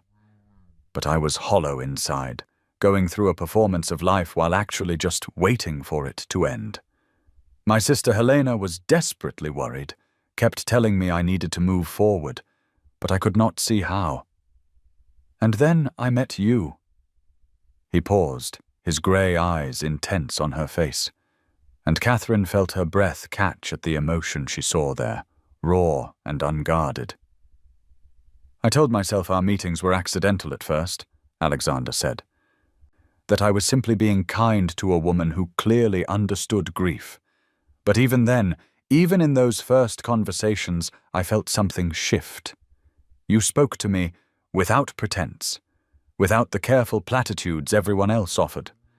You understood the performance of mourning because you were performing it yourself, and there was such relief in being able to speak honestly about the messiness of grief, the way it tangles with guilt and anger, and sometimes even relief." "Yes," Catherine breathed, recognizing everything he described, feeling the validation of her own complicated feelings about Edmund's death.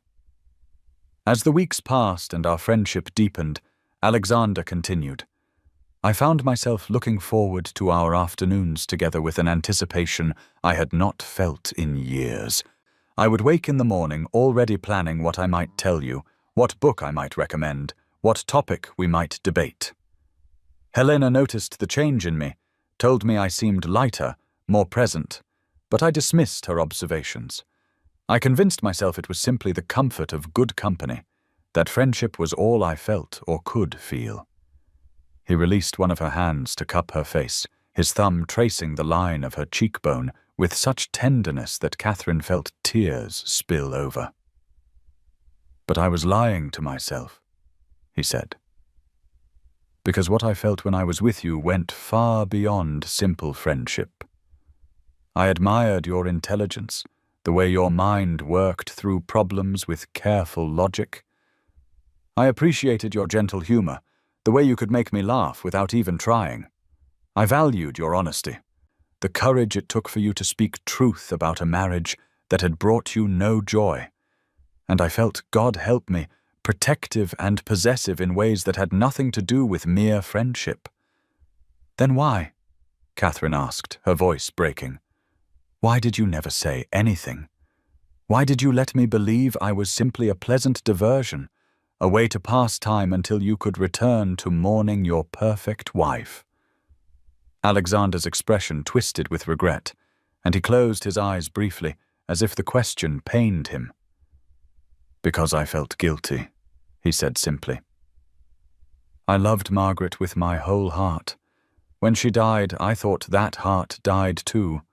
How could I move forward when she had been denied that chance? How could I find happiness when she was denied life? It felt like betrayal, like I was choosing to forget her by allowing myself to care for you. And beyond the guilt was fear, he continued, opening his eyes to meet hers with devastating honesty. Fear that what I felt for you was somehow diminished because it was different from what I felt for Margaret. She was fire, and I was drawn to her heat. You are quieter strength, and I feared that quiet meant less passionate, less real, less worthy of the name love. Catherine felt her heart twist at his words, understanding the doubt that had plagued him because it mirrored her own. And now, she asked quietly, what do you believe now? Alexander's hands trembled slightly as he cupped her face more fully, his forehead coming to rest against hers, their breath mingling in the small space between them.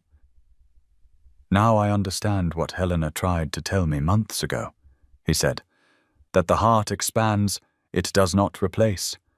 I loved Margaret, and I will carry that love with me always, but it does not diminish what I feel for you. You are not second to anyone, Catherine. You are not a substitute or a replacement or a poor imitation of something I lost. You are entirely yourself, and it is you I love, you I want, you I need. How can you be certain? Catherine whispered, voicing the fear that had driven her retreat. I am not vivacious or beautiful or fearless like Margaret was. I am quiet and plain, and my greatest acts of courage are small, private things that no one notices.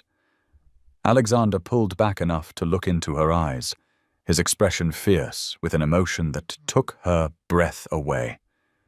You are beautiful, he said emphatically. Your beauty is not loud or obvious, but it is no less real for its subtlety. And more than that, you are strong, Catherine. You endured 5 years of loveless marriage with grace and dignity.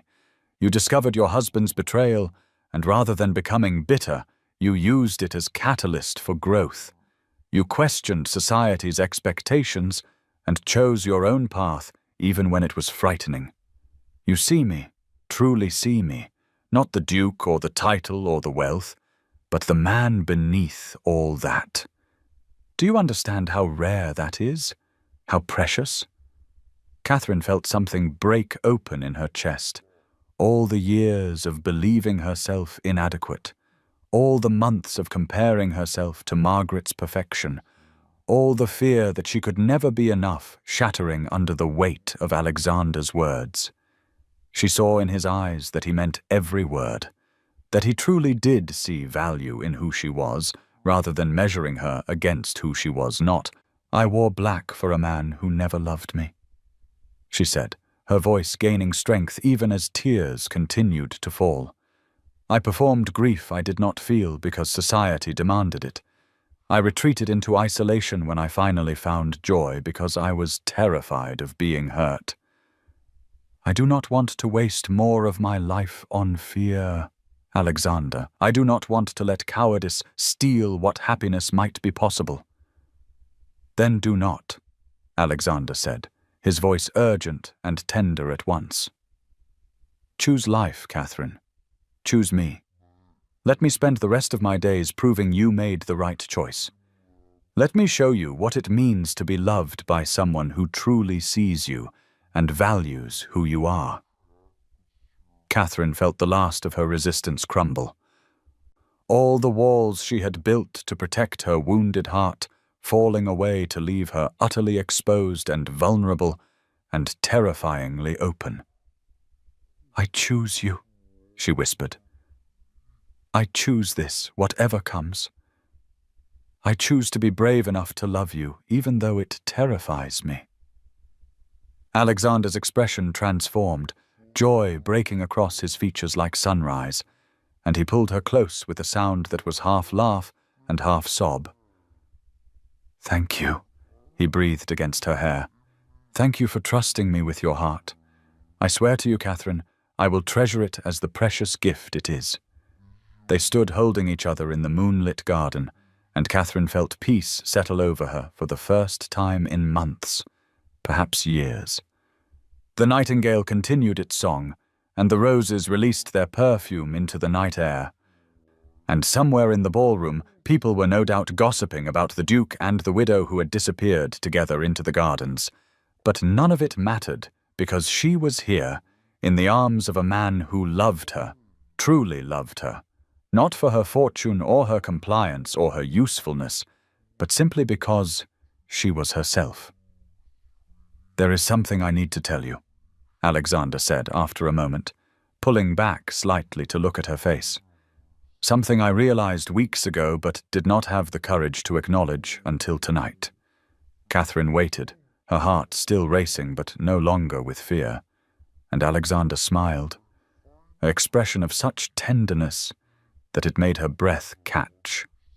"Do you remember that first day in the park," he asked, "when I told you I brought roses to Margaret's bench?" Catherine nodded, and Alexander continued, his voice soft with wonder. "I have not been back to that bench in 6 weeks, not once since you withdrew from my life." Catherine's eyes widened in surprise, and Alexander nodded at her unspoken question. "I could not bear to go there," he explained, "because every time I thought about those memorial roses, I realized that for months I had been bringing roses to you in my heart instead. Every beautiful thing I encountered, I wanted to share with you. Every interesting thought, I wanted to discuss with you. Every morning I woke thinking of you, and every night I fell asleep remembering our conversations. You became my living memorial, Catherine, the person I honored not with cut flowers that would fade, but with the gift of my genuine presence and engagement." Tears were flowing freely down Catherine's face now, and she made no attempt to stop them, overwhelmed by the beauty of what he was describing. "I did not know," she whispered. "I thought I was simply convenient company while you truly mourned." "Never simply anything," Alexander said fiercely. "You were never convenient or simple or merely anything. You were the woman who brought me back to life without even trying, who made me remember what it felt like to anticipate tomorrow rather than merely endure it.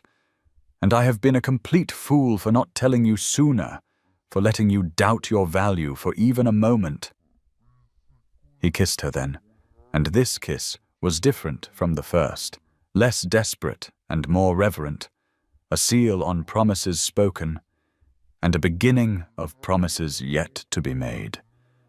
Catherine felt herself melt into his embrace, her hands coming up to tangle in his hair, and she kissed him back with all the passion she had been suppressing for months, all the love she had been afraid to acknowledge, all the hope she had tried to crush before it could destroy her. When they finally broke apart, both breathing hard, Alexander rested his forehead against hers and laughed shakily. "We are creating quite the scandal," he said. "The gossips will be merciless." "Let them talk," Catherine said, echoing her earlier boldness and meaning it even more now. "I have spent my entire life trying to meet other people's expectations, trying to be what I thought I should be rather than who I am." I am done with that, Alexander. If society wishes to condemn us for finding happiness after loss, then society can be damned. Alexander's eyes widened slightly at her vehemence, and then he threw back his head and laughed, a sound of pure joy that Catherine had never heard from him before. God, I love you, he said when he could speak again. Your quiet courage is going to remake me entirely, Catherine Ashworth. I can feel it already. Good, Catherine said, surprised by her own daring, and Alexander laughed again before pulling her close and simply holding her, both of them swaying slightly to the distant music from the ballroom. Marry me, he said after a moment, the words soft against her hair. I know I asked before, but I want to ask properly, without the heat of the moment clouding it. Marry me, Catherine.